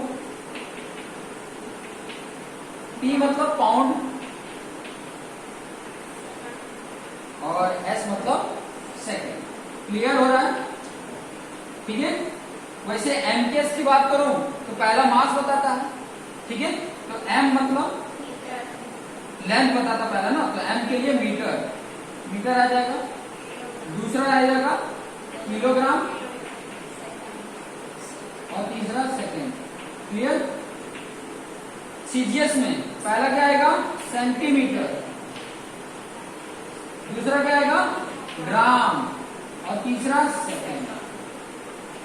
और इसका तो आपको पता ही है क्या होता है, इंटरनेशनल स्टैंडर्ड बोल दो। ठीक है, स्टैंडर्ड इंटरनेशनल सिस्टम भी बोलते हैं। तो ये 4 सिस्टम में इसको डिवाइड किया गया। There are 4 system of unit, there are 4 system of unit. ये सिस्टम में डिवाइड कर दिया गया कि आप अगर इस सिस्टम में कर रहे हो तो आपके सामने ये फुट है, फुट में आपको चाहिए, जैसे कई जगह पूछ लेता है कि मुझे मीटर पर सेकंड में बताओ आंसर, स्पीड को मीटर पर सेकंड में बताओ, या बोल सकता है किलोमीटर पर आवर में बताओ, या बोल सकता है किलोमीटर पर मिनट में बताओ, ठीक है, या मीटर पर आवर में बताओ। तो आपको उस तरीके से चेंज कैसे करना है वो आगे अभी मैं बताने वाला हूँ इसके जस्ट बाद। ये जो सिस्टम ऑफ यूनिट है, एक बार आप वीडियो को पॉज करके लिख भी लेना, ठीक है, जितना भी मैंने बताया, फंडामेंटल क्वांटिटी, डिराइव क्वांटिटी, और साथ साथ में उसको सिस्टम में डिवाइड कैसे किया गया वो चीजें मैंने बताया। अभी नेक्स्ट जो हमारा पार्ट है वो है यूनिट कन्वर्जन। नेक्स्ट जो पार्ट है वो है यूनिट कन्वर्जन। बहुत इंपॉर्टेंट है क्योंकि कईयों को नहीं पता चलता है कि किस तरीके से सेंटीमीटर में कितने मीटर होते हैं, या 1 मीटर में कितने किलोमीटर होते हैं, या 1 किलोमीटर में कितना सेंटीमीटर होता है। ये बहुत जरूरी है सीखना, क्योंकि अभी अगर सीखे रहोगे तो आने वाले समय में आप जब स्ट्रक्चर मैकेनिक्स पढ़ोगे या स्ट्रक्चर मैकेनिक्स 2 पढ़ोगे, चाहे हाइड्रोलिक्स पढ़ रहे हो, चाहे कोई भी आने वाले सब्जेक्ट पढ़ोगे, तो उसमें डायरेक्ट आपको करने को मिलेगा। और यहाँ पर अगर अच्छे से नहीं समझे रहोगे ना, तो वहां पर कैसे हो रहा है आपको तुरंत नहीं समझ में आएगा। आपको पूछने पड़ेंगे सर यहाँ से यह वैल्यू कैसे आ गई, तो यहाँ पर आपको अच्छे से समझना पड़ेगा। बहुत इंपॉर्टेंट है, बहुत सारे पॉइंट मैं यहाँ पर डिस्कस करने वाला हूँ ताकि आपको आइडिया मिल सके, ठीक है। हेडिंग आप डाल सकते हो यूनिट कन्वर्जन। यूनिट कन्वर्जन मतलब एक यूनिट से दूसरे यूनिट में कैसे कन्वर्ट करते हैं, ठीक है। अगर मैं ये बोलूं 1 metre equal to how many centimetre, कितना होगा, 1 मीटर में कितना सेंटीमीटर होता है, 100 सेंटीमीटर होता है, ठीक है। अगर वही मैं 1 सेंटीमीटर में कितने mm होते हैं, mm को बोला जाता है मिलीमीटर, ठीक है, तो कितने mm होते हैं, तो 10 होते हैं। अब वही क्वेश्चन यहाँ पर देखो, 1 metre equal to how many mm बोलूंगा, 1 मीटर में 100 सेंटीमीटर और 1 सेंटीमीटर में 10 mm, तो 1 मीटर से mm में आएंगे तो इनका मल्टीप्लीकेशन कर दो, कितना हो जाएगा, 1000 mm हो जाएगा। अगर इसी को घुमा के ऐसे क्वेश्चन पूछ दिया 1 mm equal to how many metre, तो सिंपल से क्या कर देना, यहाँ 1 मतलब इसको डिवाइड कर दो, 1/1000 होगा कि नहीं, ये कन्वर्ट करने आना चाहिए। आप बोलोगे कि सर 1 mm में मीटर कैसे होता है, मीटर तो बड़ा होगा, कैसे होगा, ऐसे होगा, अब डिवाइड कर देना, हो गया, क्लियर, समझ में आया। अभी 1 किलोमीटर की बात करता हूँ, 1 kilometre equal to how many metre, तो आपको पता है 1000 मीटर होता है, 1000 मीटर इक्वल टू 1 किलोमीटर। अब वही चीजें देखो यहाँ पर देखो, 1 मीटर इक्वल टू 1000 mm और 1 किलोमीटर इक्वल टू 1000 मीटर, तो मैं 1 किलोमीटर अगर इक्वल टू mm अगर पूछ दिया, 1 किलोमीटर इक्वल टू mm, देखो किलोमीटर का मीटर, मीटर का mm, इसका इसके साथ मल्टीप्लीकेशन कर दोगे तो हो जाएगा कि नहीं, mm हो गया, 1 के आगे 60 हो गया। इस तरीके से कन्वर्ट करने आएगा। चलो इतना समझ में आया, और कुछ आपको बता सकते, और भी बहुत सारी चीजें मैं आपको बताते जाऊंगा। जैसे कि अगर मैं बोलूं मास के बारे में बात कर रहा हूं, 1 kg इक्वल टू कितने ग्राम होते हैं, 1 kg इक्वल टू कितने ग्राम। अभी छोटे छोटे कन्वर्जन बता रहा हूं, इसके बाद आपको थोड़े से डिराइव क्वांटिटी पे भी कन्वर्ट कैसे करते हैं वो चीजें भी बताऊंगा। 1 kg equal to how many gram, 1000 gram होता है, आपको पता ही है, ठीक है। अब उसके साथ साथ मैं एक बोल दूं, एक और चीजें, क्विंटल, क्विंटल का नाम सुनो, how many KG, 1 quintal equal to how many KG, तो वो होता है कितना, 100 केजी होता है, तो उसको क्विंटल बोला जाता है, 100 केजी, 100 केजी अगर आप मेजरमेंट करो तो उसको 1 क्विंटल बोल सकते हैं, क्लियर। और एक और चीज आता है 1 टन, टन का नाम सुनो, 1 टन कितने केजी के बराबर होता है, या कितने क्विंटल के बराबर होता है, कितने क्विंटल के बराबर होता है, तो 10 क्विंटल इक्वल टू 1 टन होता है, ठीक है। और अगर वही 1 टन इक्वल टू मैं केजी में पूछ लिया कितने केजी होगा, तो यहाँ से आप देख सकते हो, यहाँ का मेजरमेंट देख सकते हो, 1 क्विंटल इक्वल टू 100 केजी और 1 टन इक्वल टू 10 क्विंटल, तो 1 टन इक्वल टू कितना होगा, मल्टीप्लीकेशन हो जाएगा 1000 केजी, 1000 केजी इक्वल टू क्या हो जाएगा 1 टन। अगर केजी को टन में बताना है तो इस तरीके से बता सकते हो कि 1 टन में कितना केजी होगा। ठीक है, कई जगह क्वेश्चन में अगर इस तरीके से दे दिया तो आप कैसे कन्वर्ट करोगे, इस तरीके से कन्वर्ट कर लोगे।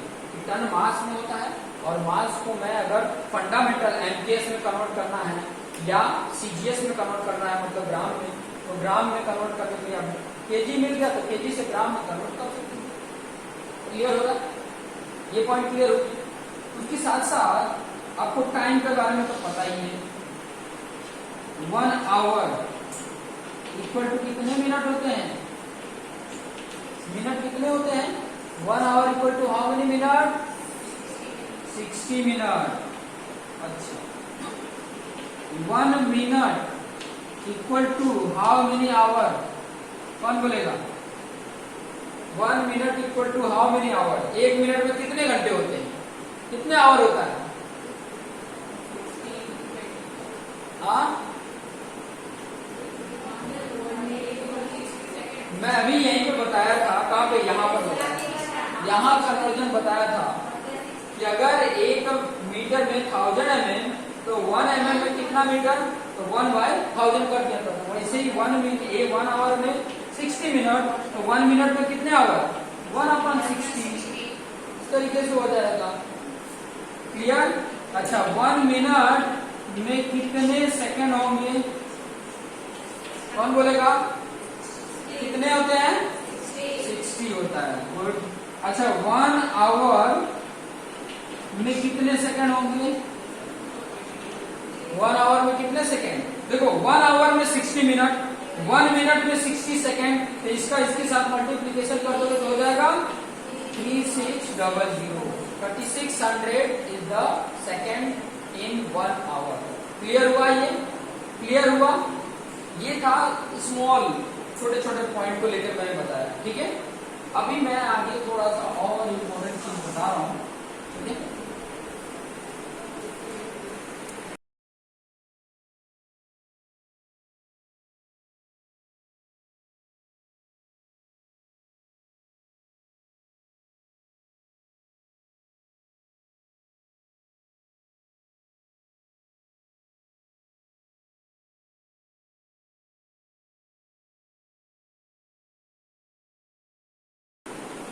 ओके। तो अभी हम देखने वाले हैं कि कुछ फिजिकल क्वांटिटी को एक सिस्टम से दूसरे सिस्टम में कैसे कन्वर्ट करेंगे, एक सिस्टम से दूसरे सिस्टम में कैसे कन्वर्ट करेंगे। बहुत काम आएगा आपको यहाँ पर, क्योंकि कई बार क्या होता है, जो हमारे पास क्वेश्चन की वैल्यू दी रहती है वो किसी और सिस्टम में दिया रहता है, और जो पूछा रहता है कि आपको आंसर जो चाहिए वो इस सिस्टम में चाहिए, दूसरे सिस्टम में चाहिए, तो कैसे आप कन्वर्ट करोगे। ठीक है, तो वो चीजें भी मैं बता रहा हूँ। जैसे फोर्स, मैं फोर्स फिजिकल क्वांटिटी को लेके चलता हूँ। फोर्स आपको पता है कि फोर्स क्या होता है, product of mass and acceleration होता है। शायद आप लोगों ने फिजिक्स में पढ़ा हो या कहीं और पढ़ा हो, नहीं पढ़े हो तो यहाँ पर डिटेल में पढ़ने को मिलेगा। अभी सिर्फ यूनिट बता रहा हूँ। फोर्स इक्वल टू होता है mass into acceleration, product of mass and acceleration is called as a force. Mass का जो यूनिट होता है आपको पता है केजी, एमकेएस में बता रहा हूँ। एमकेएस में अगर मैं लिख रहा हूं तो मास को हम केजी में मेजरमेंट करते हैं। अभी मैंने सिस्टम बताया। एक्सेलरेशन जो होता है उसका भी अगर डेफिनेशन देखोगे तो the rate of change in velocity is called as acceleration होता है। The rate of change in velocity with respect to time, ऐसे बोल सकते हो, the rate of change of velocity with respect to time is called as acceleration. अब acceleration क्या बताता है कि कुछ समय के अंतराल में हमारा जो स्पीड थी वो चेंज हो रही है, समझा, उसी को एक्सेलरेशन बोला जाता है। एक्सेलरेट करते हैं ना, तो एक्सेलरेट करते हैं, कुछ समय में मेरी स्पीड कम थी अब ज्यादा हो गई, समझ में, इसी को एक्सेलरेशन बोला जाता है। तो एक्सेलरेशन का जो यूनिट होता है एमकेएस में, क्योंकि ये एमकेएस में लिखा है, इसको भी एमकेएस में लिखना है, तो वो होता है मीटर पर सेकेंड स्क्वायर। तो ये इसका एमकेएस में यूनिट हुआ, जिसको एमकेएस में एसआई में इसको 1 न्यूटन बोलते हैं। न्यूटन में भी इसका यूनिट होता है केजी इंटू मीटर पर सेकेंड स्क्वायर, को हम बोलते हैं 1 न्यूटन। ठीक है, अगर 1 केजी इंटू मीटर पर सेकेंड स्क्वायर है तो उसको बोलेंगे 1 न्यूटन। या केजी इंटू मीटर पर सेकंड स्क्वायर है तो उसको बोलेंगे न्यूटन। ठीक है, इसका यूनिट एसआई में क्या हो जाएगा, न्यूटन होगा। अब इसी सिस्टम को अगर उसने बोल दिया सीजीएस में बताओ क्या होगा, सीजीएस सिस्टम में, इसको मैं कन्वर्ट कर रहा हूं किसमें, सीजीएस सिस्टम में, तो क्या होगा भाई सीजीएस में। तो सिंपल सा है, आपको क्या करना है, अगर मैं सीजीएस में कन्वर्ट कर रहा हूं, 1 केजी है, केजी को मैं ग्राम में चेंज करूंगा तो कितना होगा, 1000 ग्राम होगा,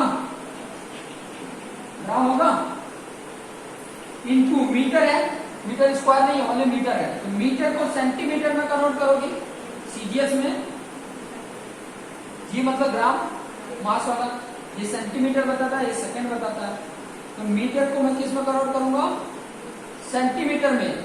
तो 1 metre equal to how many centimetre, लिखा हुआ है इधर ही बगल में लिखा हुआ, कितना होता है, और ये भी मल्टीप्लीकेशन ही है डायरेक्ट, तो 100 सेंटीमीटर, और डिवाइडेड में क्या है, सेकंड स्क्वायर, सीजीएस में भी सेकंड होता है और एमकेएस में भी सेकंड होता है, तो सेकंड का सेकंड ही रहेगा।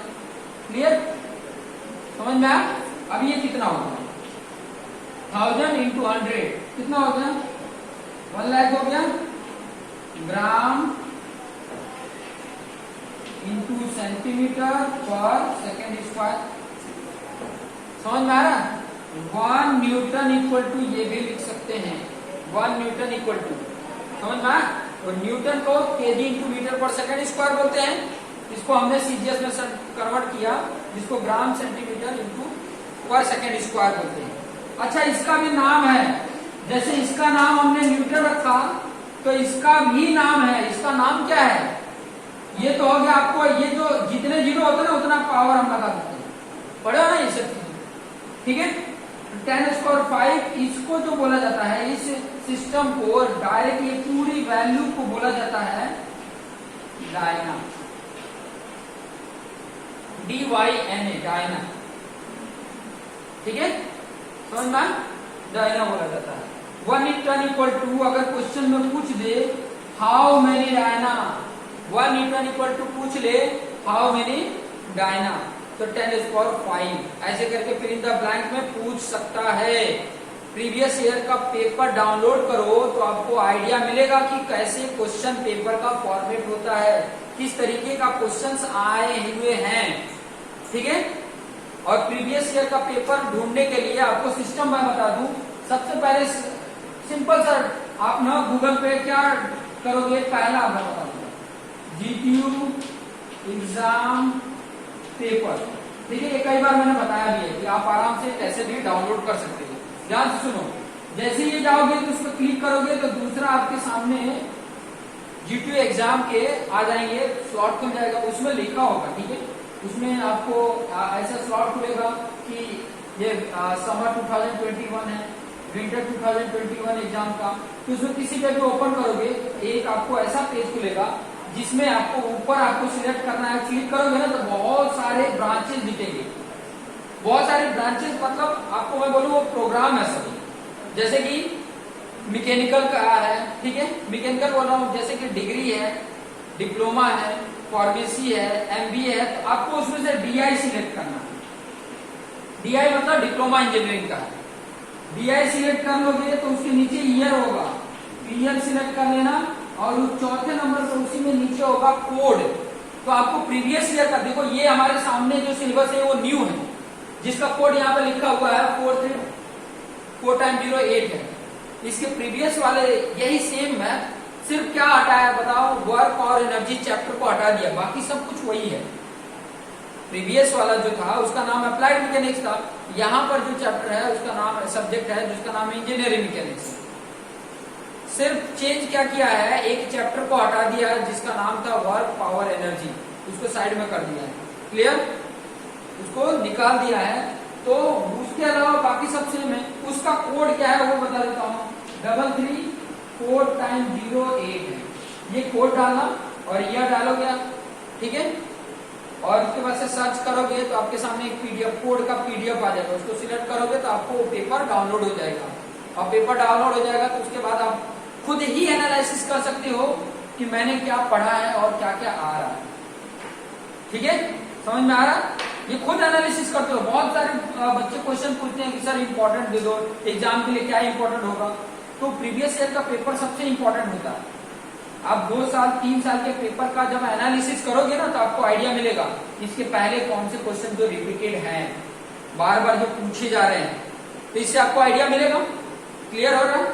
तो ये था एक कन्वर्जन कोर्स का आपने लिया। और मैं कुछ लेकर आपको बताता हूँ, कुछ और फिजिकल क्वांटिटी लेता हूँ जो आपके सामने मैं बताता हूँ ताकि आपको आइडिया मिल सके। बहुत सारे ऐसी क्वांटिटी हैं जो हमें पता होना चाहिए कि इसकी यूनिट क्या होती है, इसके अकॉर्डिंग आपको समझ में आएगा।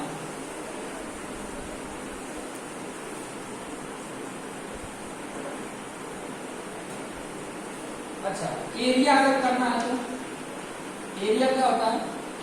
तो भी एरिया करना है तो लेंथ इंटू विड्थ करोगे, और ये भी तो लेंथ ही है, सब तो लेंथ ही होता है। इसको मीटर में और इसको भी मीटर में। अगर इसको सीजीएस में कन्वर्ट करना है, सीजीएस में, तो क्या होगा? सीजीएस में मीटर का सेंटीमीटर, और ये भी क्या होगा? सेंटीमीटर। मतलब ये जो अगर मैं इसको अगर ऐसे लिखता 1 मीटर स्क्वायर, तो सीजीएस इसका कितना होता? ये भी 100 होता और ये भी 100 होता। तो 1 मीटर स्क्वायर इक्वल टू कितने सेंटीमीटर स्क्वायर होगा? 10 पावर कितने हो रहा है? 2 4 4 0 सेंटीमीटर स्क्वायर होगा। मैं ऐसे क्वेश्चन पूछूं 1 metre square equal to how many centimetre square, तो आप सीधे 100 में लिख देना। मीटर स्क्वायर है, मीटर नहीं पूछ रहे। 1 metre equal to how many centimetre, metre square है तो सेंटीमीटर स्क्वायर कितना होगा? 100 नहीं होगा। ये मीटर स्क्वायर लिखते हो कैसे लिखते हैं? 1 मीटर इंटू 1 मीटर। तो जब सेंटीमीटर का लिखोगे, ये मीटर का 100 सेंटीमीटर और इस मीटर का 100 सेंटीमीटर, तो ये 100 और 100 कितने हो गए? 10⁴ सेंटीमीटर और सेंटीमीटर, सेंटीमीटर स्क्वायर। तो 1 metre square equal to 10⁴ centimetre square. वही एमएम में भी आता है, खास करके नेक्स्ट सेम में स्ट्रक्चर मैकेनिक्स पढ़ोगे तो वहां डायरेक्ट आपको कन्वर्ट करने होते हैं। वही लिखा नहीं होता है कि कन्वर्ट करना, आपको कन्वर्ट करने ही पड़ेंगे। कैसे होगा? जैसे ऐसे दे दिया 1 न्यूटन पर मीटर स्क्वायर को आपको इसमें कन्वर्ट करना है, 1 न्यूटन पर एमएम स्क्वायर में कन्वर्ट करना है। किसमें कन्वर्ट करना है? 1 न्यूटन पर मीटर स्क्वायर को न्यूटन पर एमएम स्क्वायर में करना है। तो कितनी वैल्यू होगी? समझ में आ रहा है? वैल्यू लिखना होगा सीधा डायरेक्ट यहाँ पे। तो क्या वैल्यू होगी? तो यहाँ पर देखो 1 न्यूटन का तो न्यूटन ही है। क्लियर? न्यूटन तो न्यूटन ही है ना। डिवाइड में मीटर की जगह पे एमएम है, यहाँ क्या है? Metre square. तो 1 मीटर इंटू 1 मीटर होगा। ऊपर 1 न्यूटन ही है। मीटर को मुझे किस में कन्वर्ट करना है? एमएम में कन्वर्ट करना है। 1 metre equal to how many MM? कितना एमएम होता है? अभी मैंने बताया, इसलिए कहता हूं नोट डाउन करना बहुत इंपॉर्टेंट है। कितने होते हैं? 1 मीटर इक्वल टू 1000 एमएम होता है, into 1 metre equal to 1000 MM. Clear? अब कितना हो रहा है? 1/1000 इंटू 1000 मतलब 3 जीरो यहाँ, 3 जीरो यहाँ पे, तो यहाँ पर 10⁶, यहाँ न्यूटन तो आई, एमएम स्क्वायर हुआ। और ये 10⁶ अगर ऊपर में लेके जाऊं, ऊपर लेकर जाता हूं, तो क्या हो जाएगा? 10⁻⁻6 न्यूटन पर एमएम स्क्वायर। यूनिट तो वही जाएगा। देखो क्या वैल्यू है? 10⁻⁻6 है।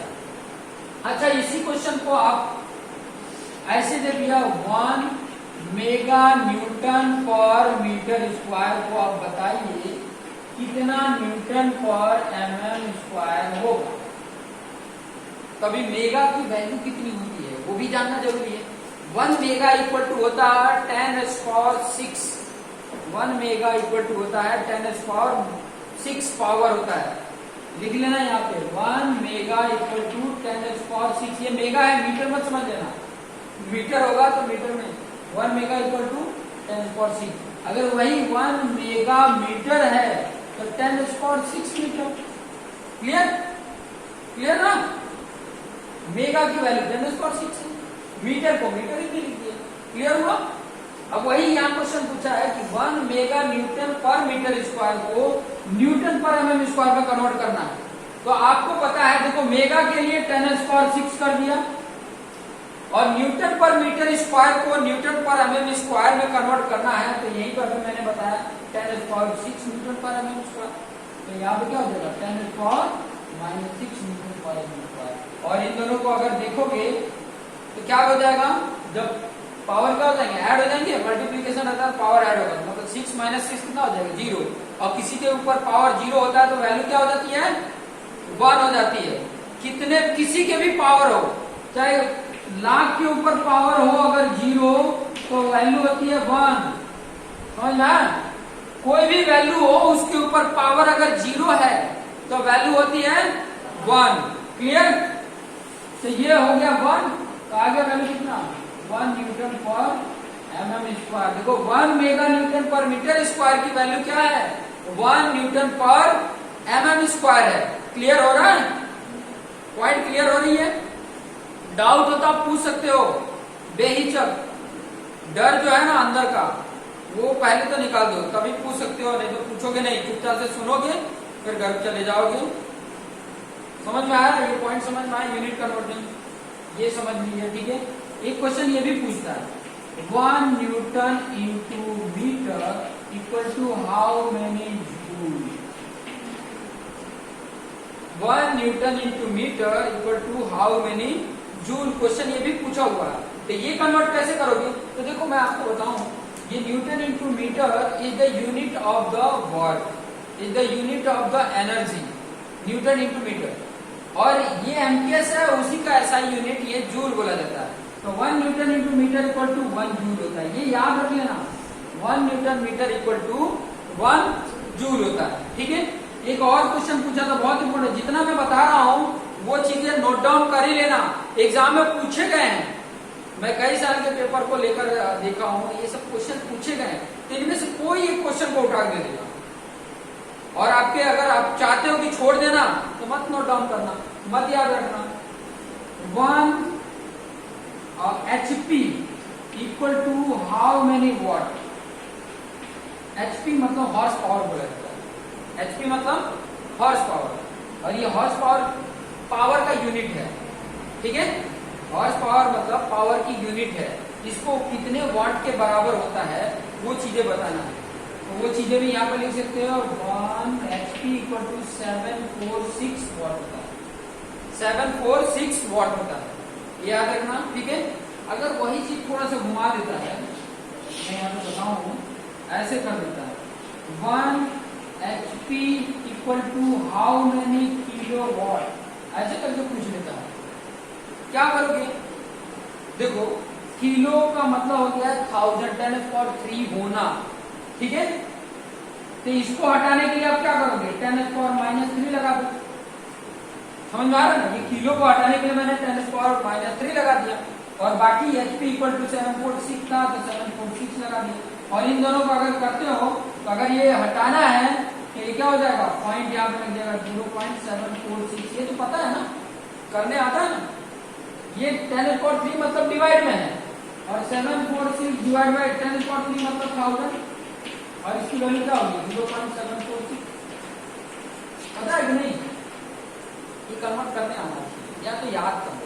एक और बहुत इंपॉर्टेंट चीज है, वो भी मैं यहाँ पर बता देता हूँ, ये कई बार पूछा है। 1 KGF चैप्टर 1 चैप्टर 2 1 KGF, ठीक है, बट इसको वो KGF नहीं है, मूवी KGF नहीं है, यहाँ पे किलोग्राम फोर्स है। KGF 1 kilogram force equal to how many newton पूछ लेते हैं, कितने न्यूटन के बराबर होगा, मतलब 1 kg जो होता है ना वो कितने फोर्स के बराबर होता है। क्वेश्चन ये कहना चाह रहा है 1 kg फोर्स कितने न्यूटन के बराबर होता है, तो वैल्यू तो होती है 9.81, एग्जैक्ट वैल्यू होती है 9.81, बाकी अप्रोक्सीमेट आप लिख सकते हो 10 न्यूटन, अप्रोक्सीमेट 10 न्यूटन लिख सकते हो। ठीक है, अप्रोक्सीमेट 10 न्यूटन लिख सकते हैं, बाकी वैल्यू होती है 9.81। क्लियर हो रहा है इतनी बात, पॉइंट क्लियर हो रही है। ऐसे और भी कई सारे यूनिट हैं जो आपको गूगल पे सर्च कर सकते हो या आपके टेक्स्ट बुक में दिया हुआ है, वो चीजों को देखो। कुछ नहीं समझ में आता है तो आप क्लास में पूछ सकते हैं।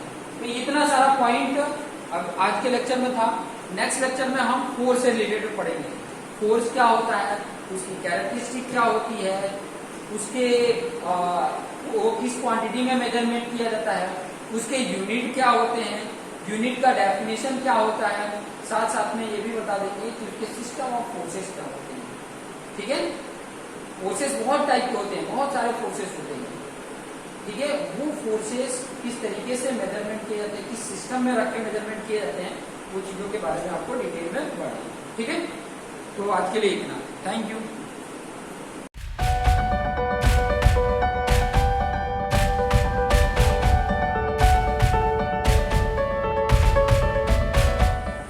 ओके फ्रेंड, तो आज का हमारा टॉपिक आपके सामने है, बोर्ड पे लिखा हुआ है कि आज के टॉपिक ये सभी क्लियर करने वाले हैं। जैसे कि फोर्स क्या होता है, फोर्स का डेफिनेशन बताएंगे, उसका यूनिट क्या होता है, ठीक है, उसको उसके यूनिट को कैसे रिप्रेजेंट किया जाता है, उसके साथ साथ आपका जो उसका यूनिट होता है न्यूटन, उसकी भी डेफिनेशन बताएंगे। साथ साथ में जो 1 kg फोर्स होता है उसका भी डेफिनेशन आपको बताएंगे। उसके बाद कैरेक्टरिस्टिक ऑफ फोर्स, फोर्स के क्या कैरेक्टरिस्टिक होते हैं वो भी बताऊंगा, और इसी में साथ साथ मैं आपको इफेक्ट भी बताऊंगा, इफेक्ट ऑफ फोर्स, फोर्स का क्या क्या इफेक्ट होता है। ठीक है, जो आपके सिलेबस में दिया है। ठीक है, जो नई बुक आई है, जो आरपी एथेरिया ने दिया है, उसको पुराने सिलेबस को जैसा कॉपी पेस्ट है, लेकिन आपका जो नया सिलेबस है उसके अकॉर्डिंग मैं आपको ये नया प्रोवाइड कर रहा हूँ। ठीक है, तो अगर इसके प्रीवियस वाला वीडियो जो है वो नहीं देखी हो तो डिस्क्रिप्शन बॉक्स में आपको लिंक मिल जाएगा। लेक्चर 1, लेक्चर 2, लेक्चर 3, ये लेक्चर 4 है। ठीक है, और क्या इसमें करने वाले हैं, वेट एंड मास में डिफरेंस देखेंगे कि वेट एंड मास में क्या डिफरेंट है, वेट क्या होता है, मास क्या होता है, ये डिफरेंस पूछता है एग्जाम में। ठीक है, उसके साथ साथ system of forces, different forces उसको सिस्टम में रखा गया कि कौन किस सिस्टम में रहेगा। क्लियर, वो सिस्टम भी बताएंगे। उसके साथ साथ दो प्रिंसिपल है, principal of superposition and principle of transmissibility, इसके बारे में डिस्कस करने वाले हैं। चलिए देर नहीं करते हैं, और इसकी प्रीवियस वाला जो मैंने बताया था इन टोटल आउटर मोस्ट जो है, ठीक है, उसके बारे में है। टोटल आपका ओवरव्यू मैंने जो दिया था, ओवरव्यू जो पहला लेक्चर था पूरे चैप्टर का ओवरव्यू। दूसरा हमारा जो लेक्चर था वो क्या था, चैप्टर नंबर 1 से रिलेटेड मैंने उसके इंट्रोडक्शन दिए थे। ठीक है, इंट्रोडक्शन मतलब static, dynamic, scalar, vector quantity के बारे में बताया था। थर्ड में अगर आप देखेंगे, जो कल मैंने आपको एक्सप्लेन करके बताया था, जिसमें मैंने आपको बताया कि उसके सिस्टम ऑफ यूनिट के बारे में, फंडामेंटल यूनिट के बारे में, यूनिट कन्वर्जन के बारे में, ये सब के बारे में डिटेल में बताया। तो चलिए अभी स्टार्ट करते हैं इसके बारे में कि फोर्स होता क्या है। ठीक है, फोर्स से रिलेटेड क्या होता है, फोर्स को क्या होते हैं, कैसे उसका डेफिनेशन बनेगी। ठीक है, तो मैं सिंपल डेफिनेशन बताऊंगा, जो आपके टेक्स्ट बुक में है वो भी डेफिनेशन यहाँ पे बता दूंगा। ठीक है, इसका डेफिनेशन क्या होता है, देखो फोर्स क्या बोलेंगे, फोर्स की। ठीक है, तो ऐसा एक एजेंट है जिसके थ्रू अगर कोई बॉडी स्टैटिक है तो मोशन में आ जाती है, या मोशन में है तो स्टैटिक आ जाती है। स्टैटिक मतलब स्थिर है, जैसे मैं स्थिर हूँ, मेरे को किसी ने धक्का दिया तो मैं यहाँ पे आकर मोशन में आ गया। ठीक है, या मैं मोशन में हूँ, किसी ने पकड़ के रोक दिया, फोर्स लगाया ना तो मैं रुक गया, स्टैटिक में हो गया। ठीक है, समझ में आ रहा, तो उस जो एक्सटर्नल एजेंट है उसी को बोला जाता है फोर्स। एक और डेफिनेशन बोल सकते हो, जो एज पर फॉर्मूले के बेस पे बोल सकते हो, the product of mass and acceleration is called as a force. और जो आपके टेक्स्ट बुक में डेफिनेशन लिखा है वो ये लिखा है कि an agent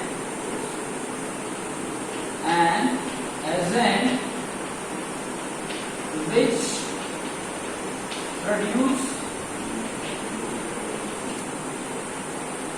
or tends to produce, destroy or tends to destroy motion of the body. Body कोई मोशन में है तो उसको स्टैटिक में कर सकता है, या स्टैटिक है तो उसको मोशन में करने वाले एजेंट को ही बोला जाता है फोर्स। ठीक है, क्लियर। और आपको जैसे इसका फॉर्मूला है, फोर्स इक्वल टू क्या होता है, फोर्स इक्वल टू होता है मास इनटू एक्सेलरेशन, ये होता है। तो इसके बेस पे भी आप डेफिनेशन लिख सकते हो। क्या डेफिनेशन लिख सकते हो, the product of mass and acceleration, product मतलब multiplication, product of mass and acceleration is called as a force. Clear, ये भी डेफिनेशन आप लिख सकते हो, the product of mass and acceleration is called as a force. Clear, ये चीजें आप लिख सकते हो। अभी इसकी अगर मैं यूनिट की बात करूं, अगर मैं इसकी यूनिट की बात करूं, इट्स यूनिट की यूनिट की बात करें तो मास का होता है केजी एंड एक्सेलरेशन का होता है क्या, मीटर पर सेकेंड स्क्वायर। तो इसका यूनिट क्या हो गया, केजी इंटू मीटर पर सेकेंड स्क्वायर हो गया, ये यूनिट हो गया। एमकेएस में यूनिट, अगर मैं एसआई में यूनिट बोलूं, एसआई यूनिट की बात करूं तो एसआई यूनिट इसका होता है न्यूटन। ठीक है, एम से, कैपिटल एम से इंडिकेट करते हैं न्यूटन। ओके, क्लियर हो गया, ये आपको क्लियर होता है। अब ये 1 न्यूटन का डेफिनेशन अगर आपसे पूछ लिया जाए कि 1 न्यूटन का डेफिनेशन क्या होगा, what is the definition of 1 Newton, 1 Newton किसको बोलेंगे। तो 1 न्यूटन का भी डेफिनेशन कई बार पूछ लेता है, तो मैं यहाँ पे बता देता हूँ। A force which produce N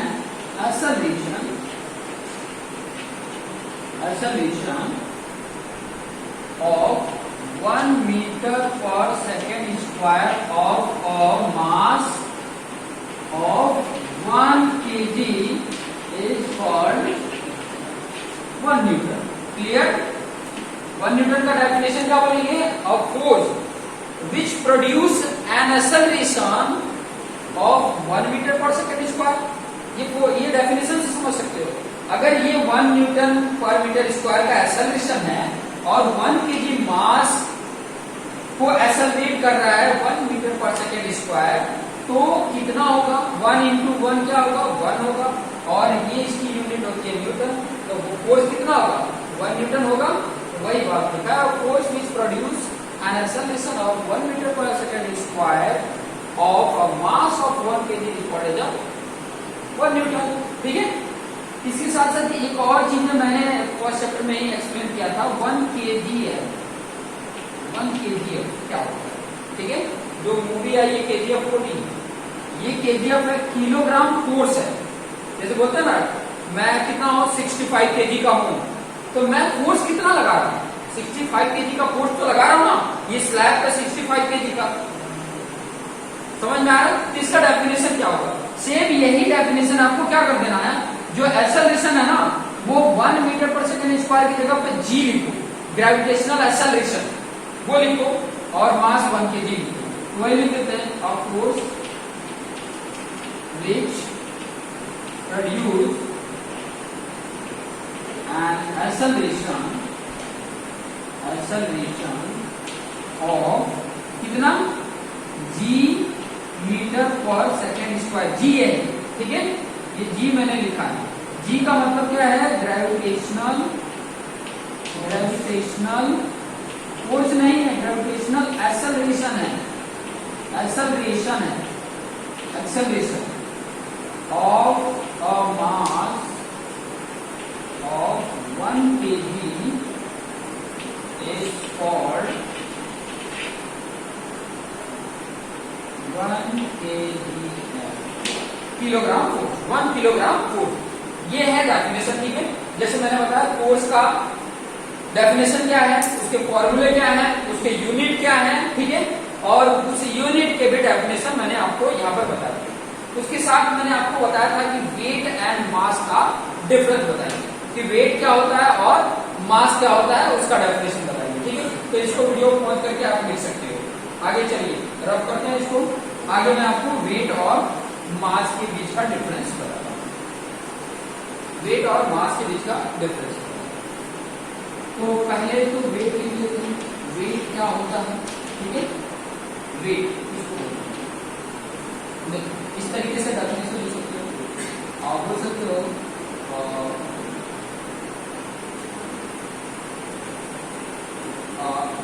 body लिख सकते हो या the body which is attracted to the centre of mass is called as weight का मतलब हुआ जैसे ये मेरी बॉडी है जो कंसंट्रेट कहां पे कर रही है, सेंटर ऑफ मास पे कंसंट्रेट कर रही है, ठीक है, सेंटर ऑफ मास पे कंसंट्रेट कर रही है। मैं कहीं भी जाऊंगा तो उसका खिंचाव कहां पर रहेगा, जो अर्थ का सेंटर है, ठीक है, concentrated to the centre of earth mass लिख सकते हो, earth mass is called as a weight, ठीक है।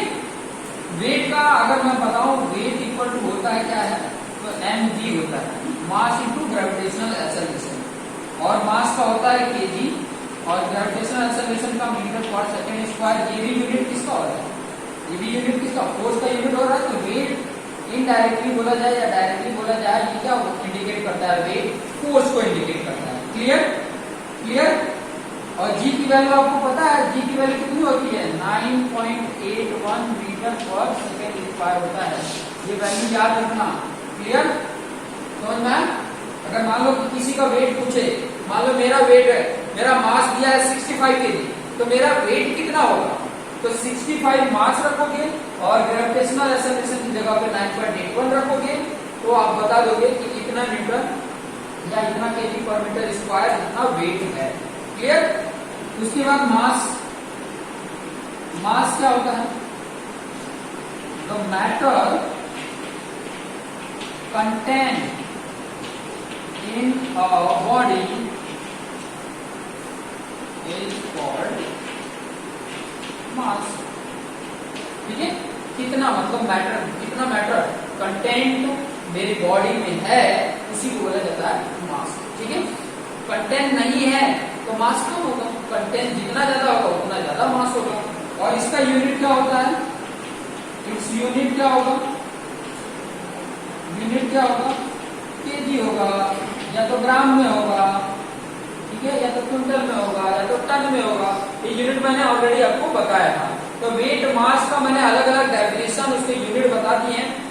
वेट को आप ये भी चीजें बता सकते थे कि ये वेक्टर क्वांटिटी है, वेक्टर क्वांटिटी है, और मास को आप ये भी बता सकते हैं कि ये स्केलर क्वांटिटी है, ठीक है। अगर डिफरेंस पूछे तो एक साइड वेट लिखो, एक साइड मास लिखो, डेफिनेशन के सामने उसका डेफिनेशन, यूनिट के सामने उसका यूनिट, और क्वांटिटी बताना है तो ये वेक्टर क्वांटिटी है इसके अंदर। तो डिफरेंस इस तरीके से, और अलग अलग डेफिनेशन होगा, इस तरीके से आप लिख सकते हो। ये आपको समझ में आ गया। मैंने क्या बताया अभी, फोर्स से रिलेटेड फोर्स का डेफिनेशन और वेट मास बताया, उसके साथ साथ आपको फोर्स का कैरेक्टरिस्टिक बताओ।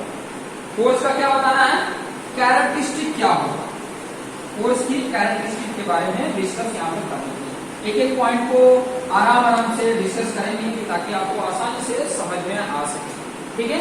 तो हेडिंग है मेरी characteristic of, characteristics of force, ठीक है। तो कैरेक्टरिस्टिक किस किस तरीके से इंडिकेट कर सकते हैं, पहला आप बता सकते हो उसका मैग्नीट्यूड, मैग्नीट्यूड क्या होगा, ठीक है। दूसरा आप बता सकते हो डायरेक्शन, डायरेक्शन को किस तरीके से रिप्रेजेंट किया जाता है। तीसरा आप बता सकते हो उसका नेचर, नेचर क्या होता है। और चौथा point of application, point of application. ये 4 पॉइंट बताएगा उसकी कैरेक्टरिस्टिक। देखो मैग्नीट्यूड, मैग्नीट्यूड का मतलब होता है उसका कितना फोर्स लग रहा है, ठीक है। जैसे कि मैग्नीट्यूड में आप ये बता सकते हो कि 10 न्यूटन का फोर्स लग रहा है, ठीक है, या आप बता सकते हो 15 kg इंटू मीटर पर सेकेंड स्क्वायर का फोर्स लग रहा है, या बोल सकते हो कि 20 किलो न्यूटन का फोर्स लग रहा है। तो ऐसे ये जो रिप्रेजेंट करता है ये उसकी मैग्नीट्यूड को रिप्रेजेंट कर रहा है। क्लियर हुआ, मैग्नीट्यूड को।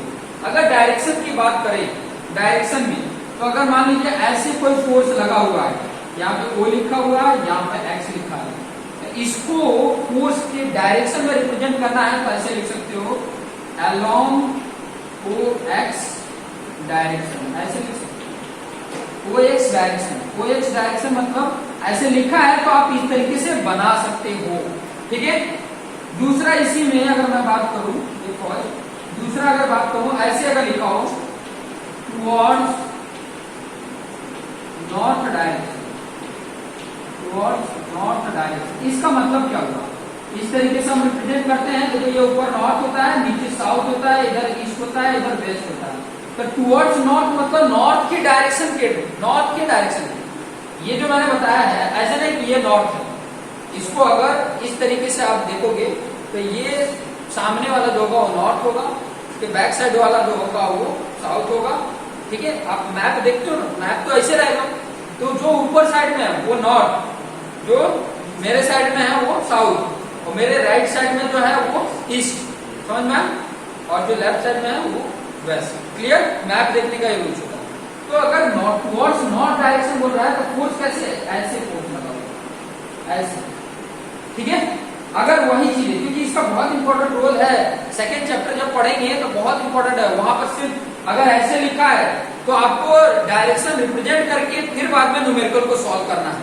तो ये आपको आना चाहिए कि वो फोर्स को किस तरीके से मैं डायरेक्शन रिप्रेजेंट कर सकूं। क्लियर? और कोई डायरेक्शन ऐसे बनाया हुआ है तो उसको ऐसे वर्ड में लिखना हो तो कैसे मैं लिख सकता हूं। तीसरा एक और चीज है, ऐसे देखिए आपको, ऐसे बोला हो at 30 degree west of north, ऐसे लिखिए, ऐसे लिखो। इसको किस तरीके से रिप्रेजेंट करेंगे तो इसी फिगर में बता देता हूँ। ये नॉर्थ है, बोला नॉर्थ के साथ वेस्ट डायरेक्शन में, इसका मतलब होता है वेस्ट ऑफ नॉर्थ मतलब नॉर्थ का रेफरेंस, और वेस्ट डायरेक्शन में ये नॉर्थ का रेफरेंस है और वेस्ट ये है, वेस्ट डायरेक्शन में 30 डिग्री ये एंगल बना रहे थे, ये फोर्स का डायरेक्शन है। क्लियर? तो ये डायरेक्शन इस तरीके से रिप्रेजेंट करेंगे। उसके बाद और भी बहुत सारे वे होंगे, जैसे जैसे आएगा वैसे वैसे मैं बता दूंगा कि किस तरीके से फोर्स के डायरेक्शन को रिप्रेजेंट करें। ये 4 पॉइंट याद रखना, कैरेक्टरिस्टिक ऑफ फोर्स है। क्लियर? पहला मैग्नीट्यूड, दूसरा डायरेक्शन, तीसरा नेचर, चौथा पॉइंट ऑफ एप्लीकेशन। नेचर क्या बताता है? तो फोर्स जो होता है, फोर्सेस ऑफ नेचर में भी 2 तरीके से हो सकता है, या तो टेंसाइल होगा या तो कंप्रेसिव, ठीक है। टेंसाइल का मतलब खिंचाव, ठीक है, कहीं पे खींचा जा रहा है तो वहां पर टेंसाइल नेचर रिप्रेजेंट कर रहा है। फोर्स कैसा लग रहा है? टेंसाइल, ठीक है। जैसे यहाँ पर इस पॉइंट से ये खींचा हुआ, ये जैसे जा रहा है ना, इस पॉइंट को वो खींच रहा है। अगर वही चीज अगर ऐसे लगा होता तो इस पॉइंट पे वो क्या कर रहा है? फोर्स लगा रहा है, कंप्रेस कर रहा है, तो पुल होगा। और जहां पर खिंचाव हो रहा है वो टेंसाइल। ध्यान रखना, जहां पर मैं पुल कर रहा हूं टेंसाइल, जहां पर कंप्रेस कर रहा हूं, पुश कर रहा हूं, वहां पे कंप्रेसिव। क्लियर हो रहा है? तो ये नेचर बताता है कि फोर्स का नेचर क्या हो सकता है, या तो टेंसाइल होगा या तो कंप्रेसिव होगा, या तो टेंसाइल या तो कंप्रेसिव। क्लियर? कंप्रेसिव या तो टेंसाइल या तो कंप्रेसिव। क्लियर हुआ इतना? पॉइंट ऑफ एप्लीकेशन ये बताता है, ध्यान से सुनना, फोर्स जिस पॉइंट पे एक्ट होता है उसी को बोला जाता है point of application. The forces act at that point is called as a point of application. लिख भी सकते हैं,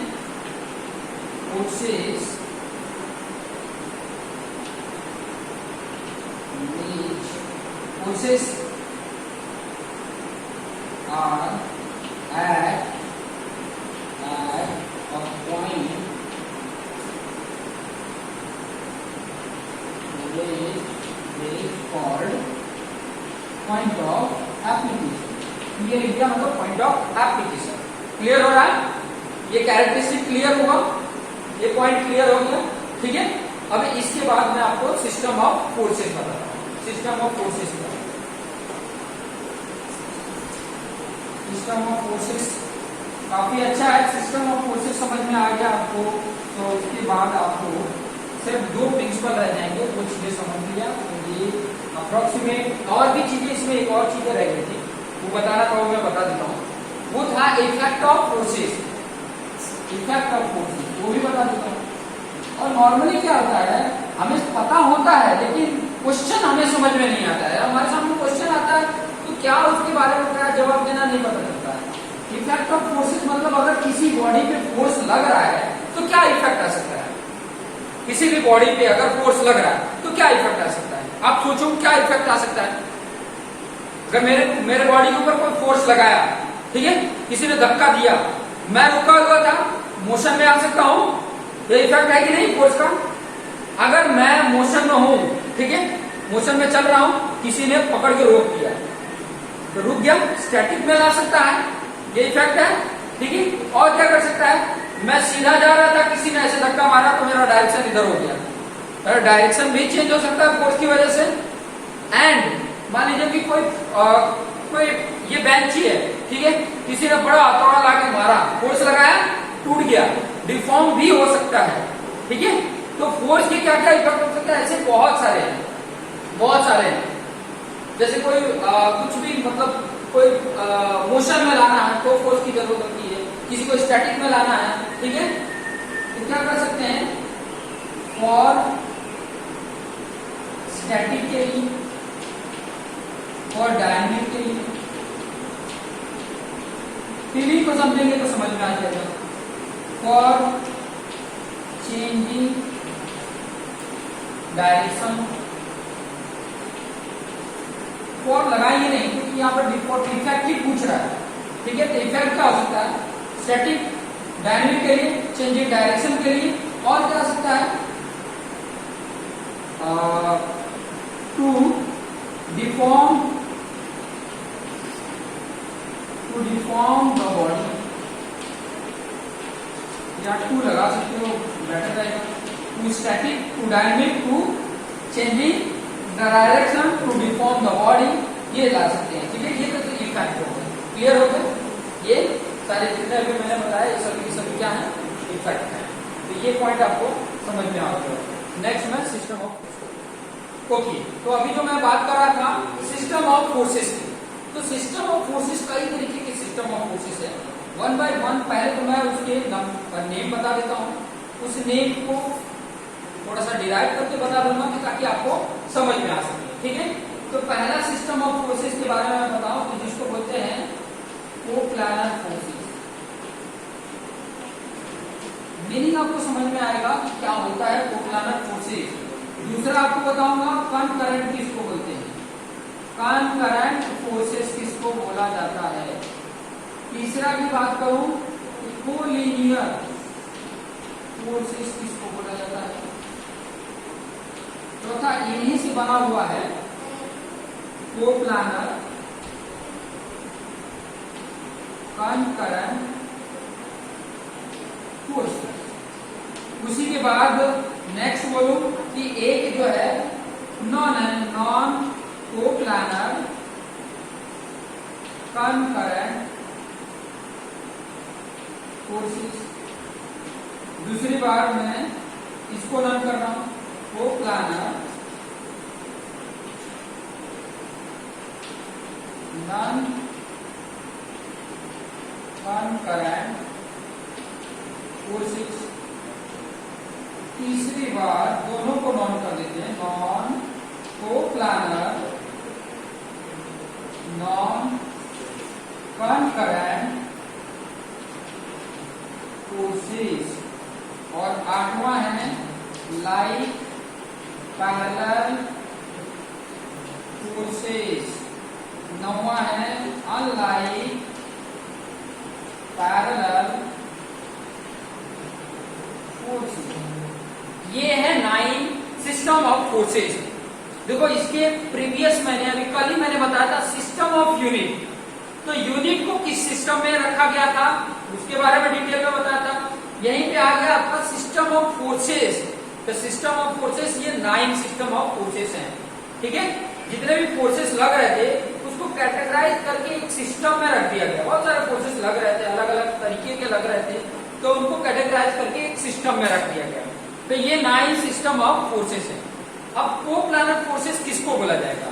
coplanar forces one by one मैं यहीं पे एक्सप्लेन कर दूंगा आपको ताकि आपको समझ में आ सके, ठीक है। तो पहला है कोप्लानर फोर्सेस। थोड़ा सा फोकस करके समझोगे तो आपको समझ में आ जाएगा।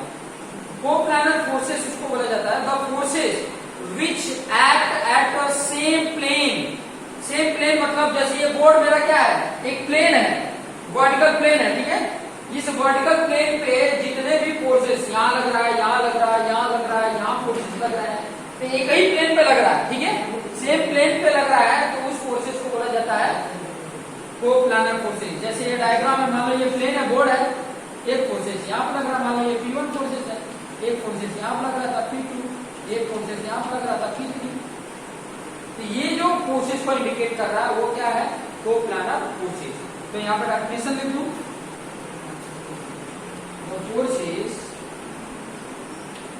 which act at same plane is called coplanar force. Clear. दूसरा है कनकरेंट फोर्सेस। कनकरेंट फोर्सेस क्या बताता है, ध्यान से समझोगे तो आपको यहाँ आगे की जो सिचुएशन वो समझ में आएंगे, नहीं तो कंफ्यूजन होगा। कनकरेंट फोर्सेस ये बताता है कि जितने भी फोर्सेस एक्ट हो रहे हैं एक ही पॉइंट पे एक्ट हो रहे हैं, ओनली वन पॉइंट पे एक्ट हो रहा है, उसे बोला जाता है कनकरेंट फोर्सेस, ठीक है। और कोई इसमें कंडीशन नहीं है, इसका सिर्फ एक ही कंडीशन है कि जो फोर्स लग रहे हैं एक ही सेम पॉइंट पर लग रहे हैं, एक ही पॉइंट पे लग रहे हैं, उसके प्लेन पे, एक प्लेन पे लग रहे हैं या नहीं लग रहे हैं उससे कोई लेना देना नहीं है, ठीक है। तो इसका डेफिनेशन क्या लिख सकते हो, द फोर्सेस विच एक्ट, यहाँ पे एक्ट है ना, the forces which act at या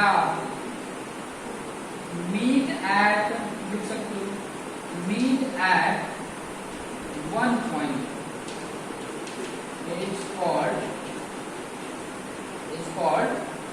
concurrent forces।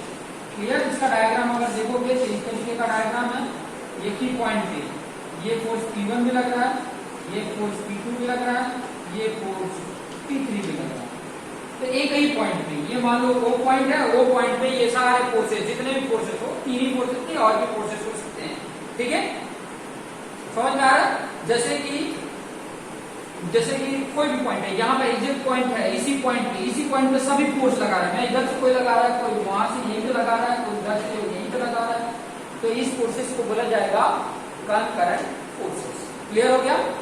नेक्स्ट जो है थर्ड, कोलिनियर फोर्सेस।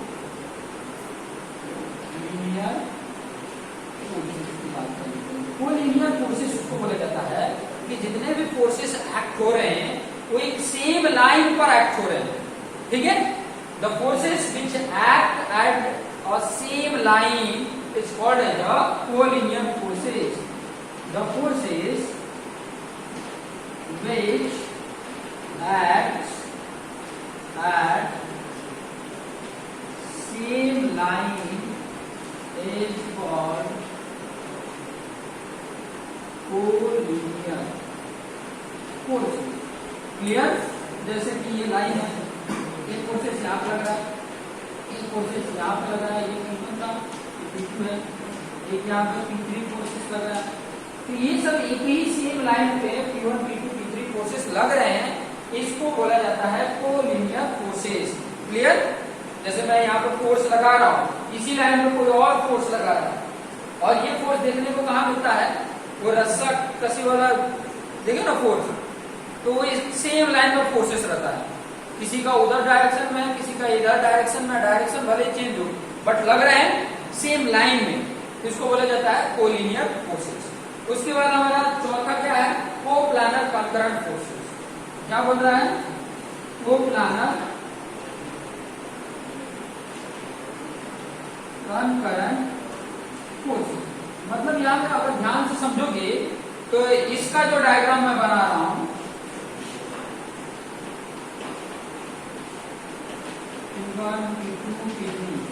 ये डायग्राम और ये डायग्राम कोई चेंज है बट कंडीशन डिफरेंट है।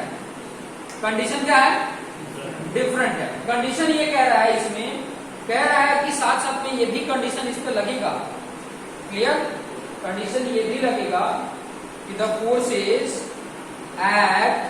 Forces which are at same plane and meet at one point, एक ही प्लेन पे भी एक्ट हो रहे हैं और एक ही पॉइंट पे भी एक्ट हो रहे हैं, उसको बोला जाता है कोप्लानर कंकरेंट। और ये आपका नेक्स्ट चैप्टर का नाम भी है, पूरा इसी के ऊपर डिपेंड है, पूरा का पूरा नेक्स्ट जो चैप्टर होगा इसी के ऊपर डिपेंड है, कोप्लानर कंकरेंट फोर्सेस, जिसमें डिफरेंट लॉज को पढ़ने को मिलेगा, उससे रिलेटेड न्यूमेरिकल करने को मिलेगा। तो कोप्लानर कंकरेंट फोर्सेस क्या बता रहा है, द फोर्सेस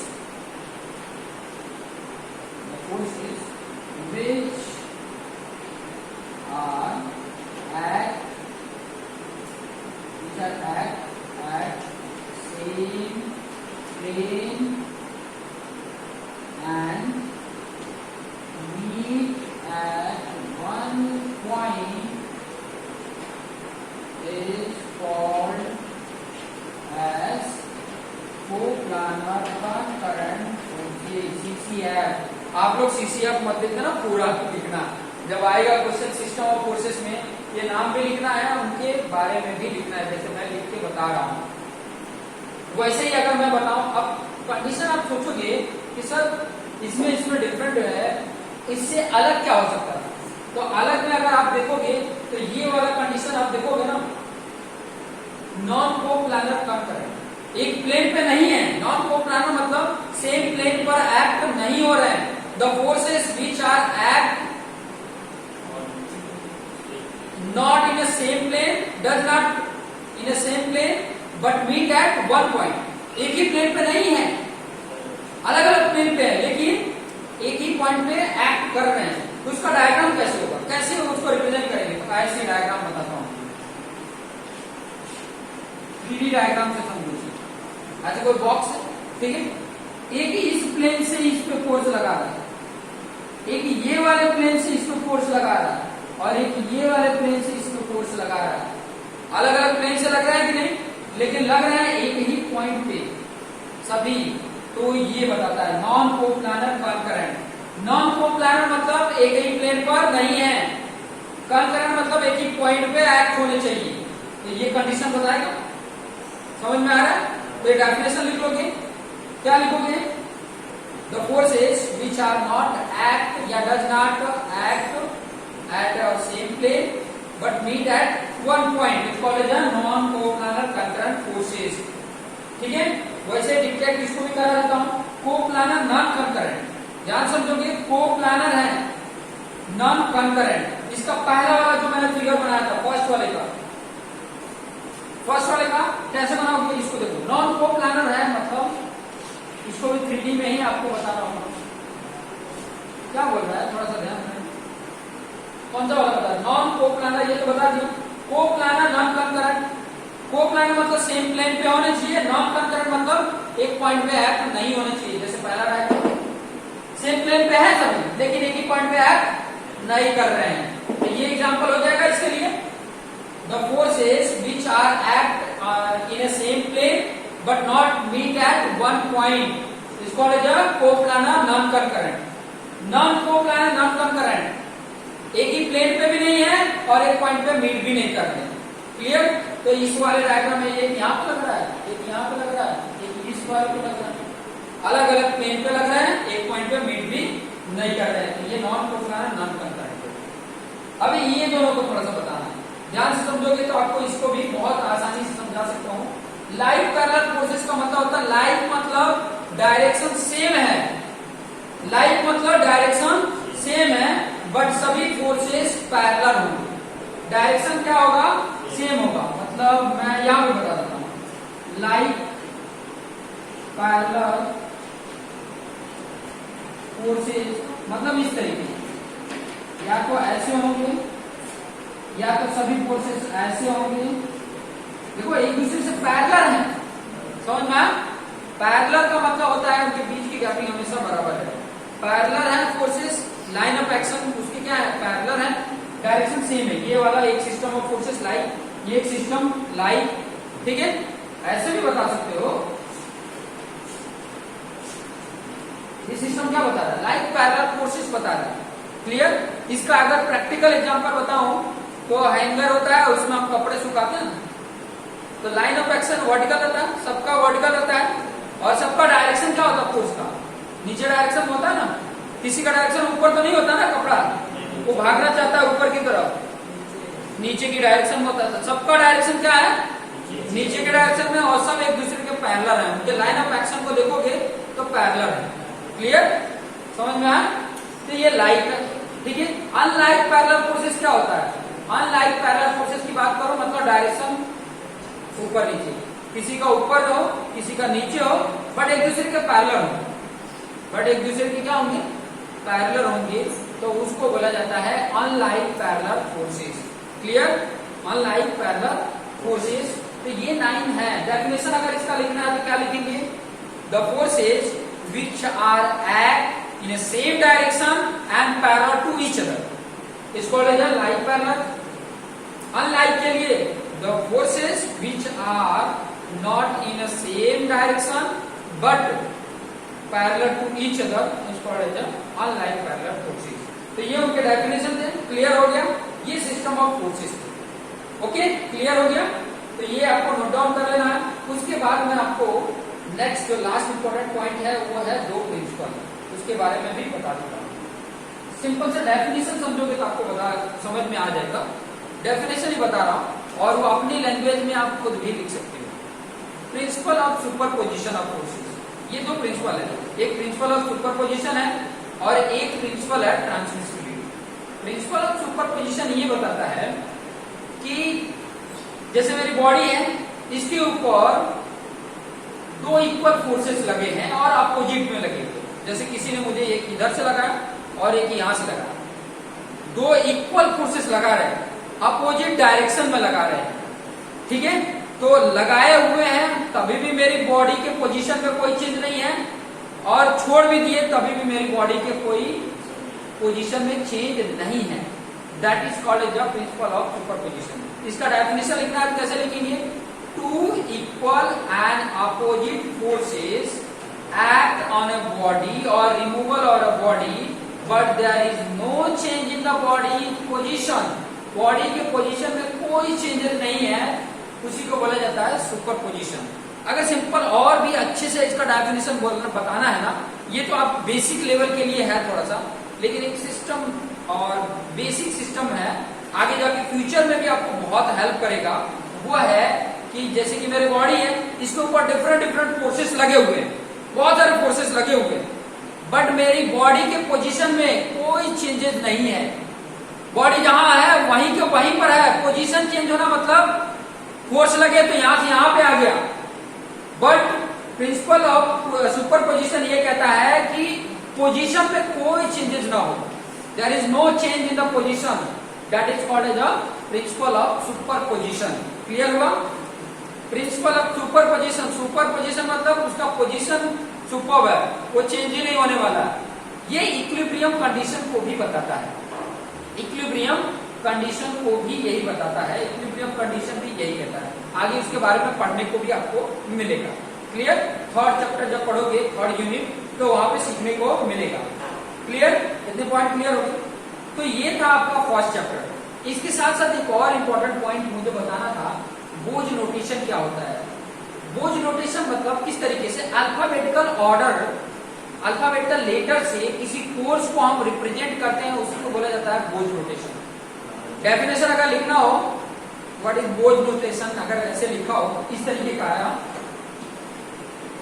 बोझ नोटेशन, ये डेफिनेशन अगर पूछता है ना, तो the forces represented by a alphabetical letter is called as the बोझ नोटेशन। जैसे मान लो कि मेरा ये फोर्सेस है, P1 फोर्सेस है, तो इसको अल्फाबेटिकल ऑर्डर मतलब यहाँ पर A है और कैपिटल लेटर का ये B है, तो ये AB जो है, A और B इस P1 फोर्सेस को रिप्रेजेंट करता है। Clear? AB graphical representation AB में ड्रॉ करूंगा ना, तो इस P1 फोर्सेस को रिप्रेजेंट करेगा कि कितना मैग्नीट्यूड है। ठीक है? The magnitude represent by graphically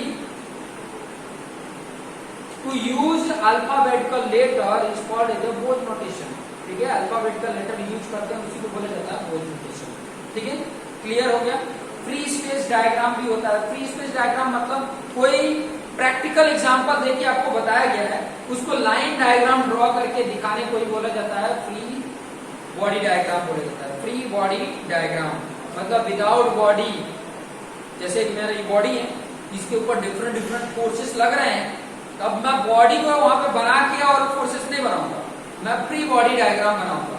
ये पूरी बॉडी को मैं एक पॉइंट ले लूंगा और जो फोर्सेस लगे हैं उसको लाइन से रिप्रेजेंट कर दूंगा, तो इसको ही बोला जाता है फ्री बॉडी डायग्राम। तो ये था आपको फर्स्ट चैप्टर का कंटेंट। फर्स्ट चैप्टर में इतने सारे टॉपिक थे, जो सारे टॉपिक को मैंने कवर किए हैं, उन टॉपिक को रिवाइज करो। और आपको इसके प्रीवियस लेक्चर नहीं मिले हैं तो डिस्क्रिप्शन बॉक्स में इसके लिंक है, वो लिंक पे जाके लेक्चर 1, लेक्चर 2, लेक्चर 3 आप उसको देख सकते हैं। क्लियर? तो ये था आपका फर्स्ट चैप्टर, ये 4 लेक्चर में कंप्लीट। इसके बाद जो सेकंड चैप्टर है जिसका नाम है को-प्लानर कंकरेंट फोर्सेस, इसमें बहुत सारे लॉज हैं, न्यूमेरिकल्स हैं, और इसके लिए आपको साइंटिफिक कैल्सी बहुत जरूरी है। साइंटिफिक कैल्सी नहीं है तो ले लो, बहुत जरूरी है, उसके बिना आप सॉल्व नहीं कर पाओगे। ठीक है, साइन 10 डिग्री, साइन 25 डिग्री आपको सिंपल कैल्सी में नहीं हो पाएगा, तो वो चीजें आप ले लेना। तो आज के लिए इतना रखते हैं। Thank you for watching this.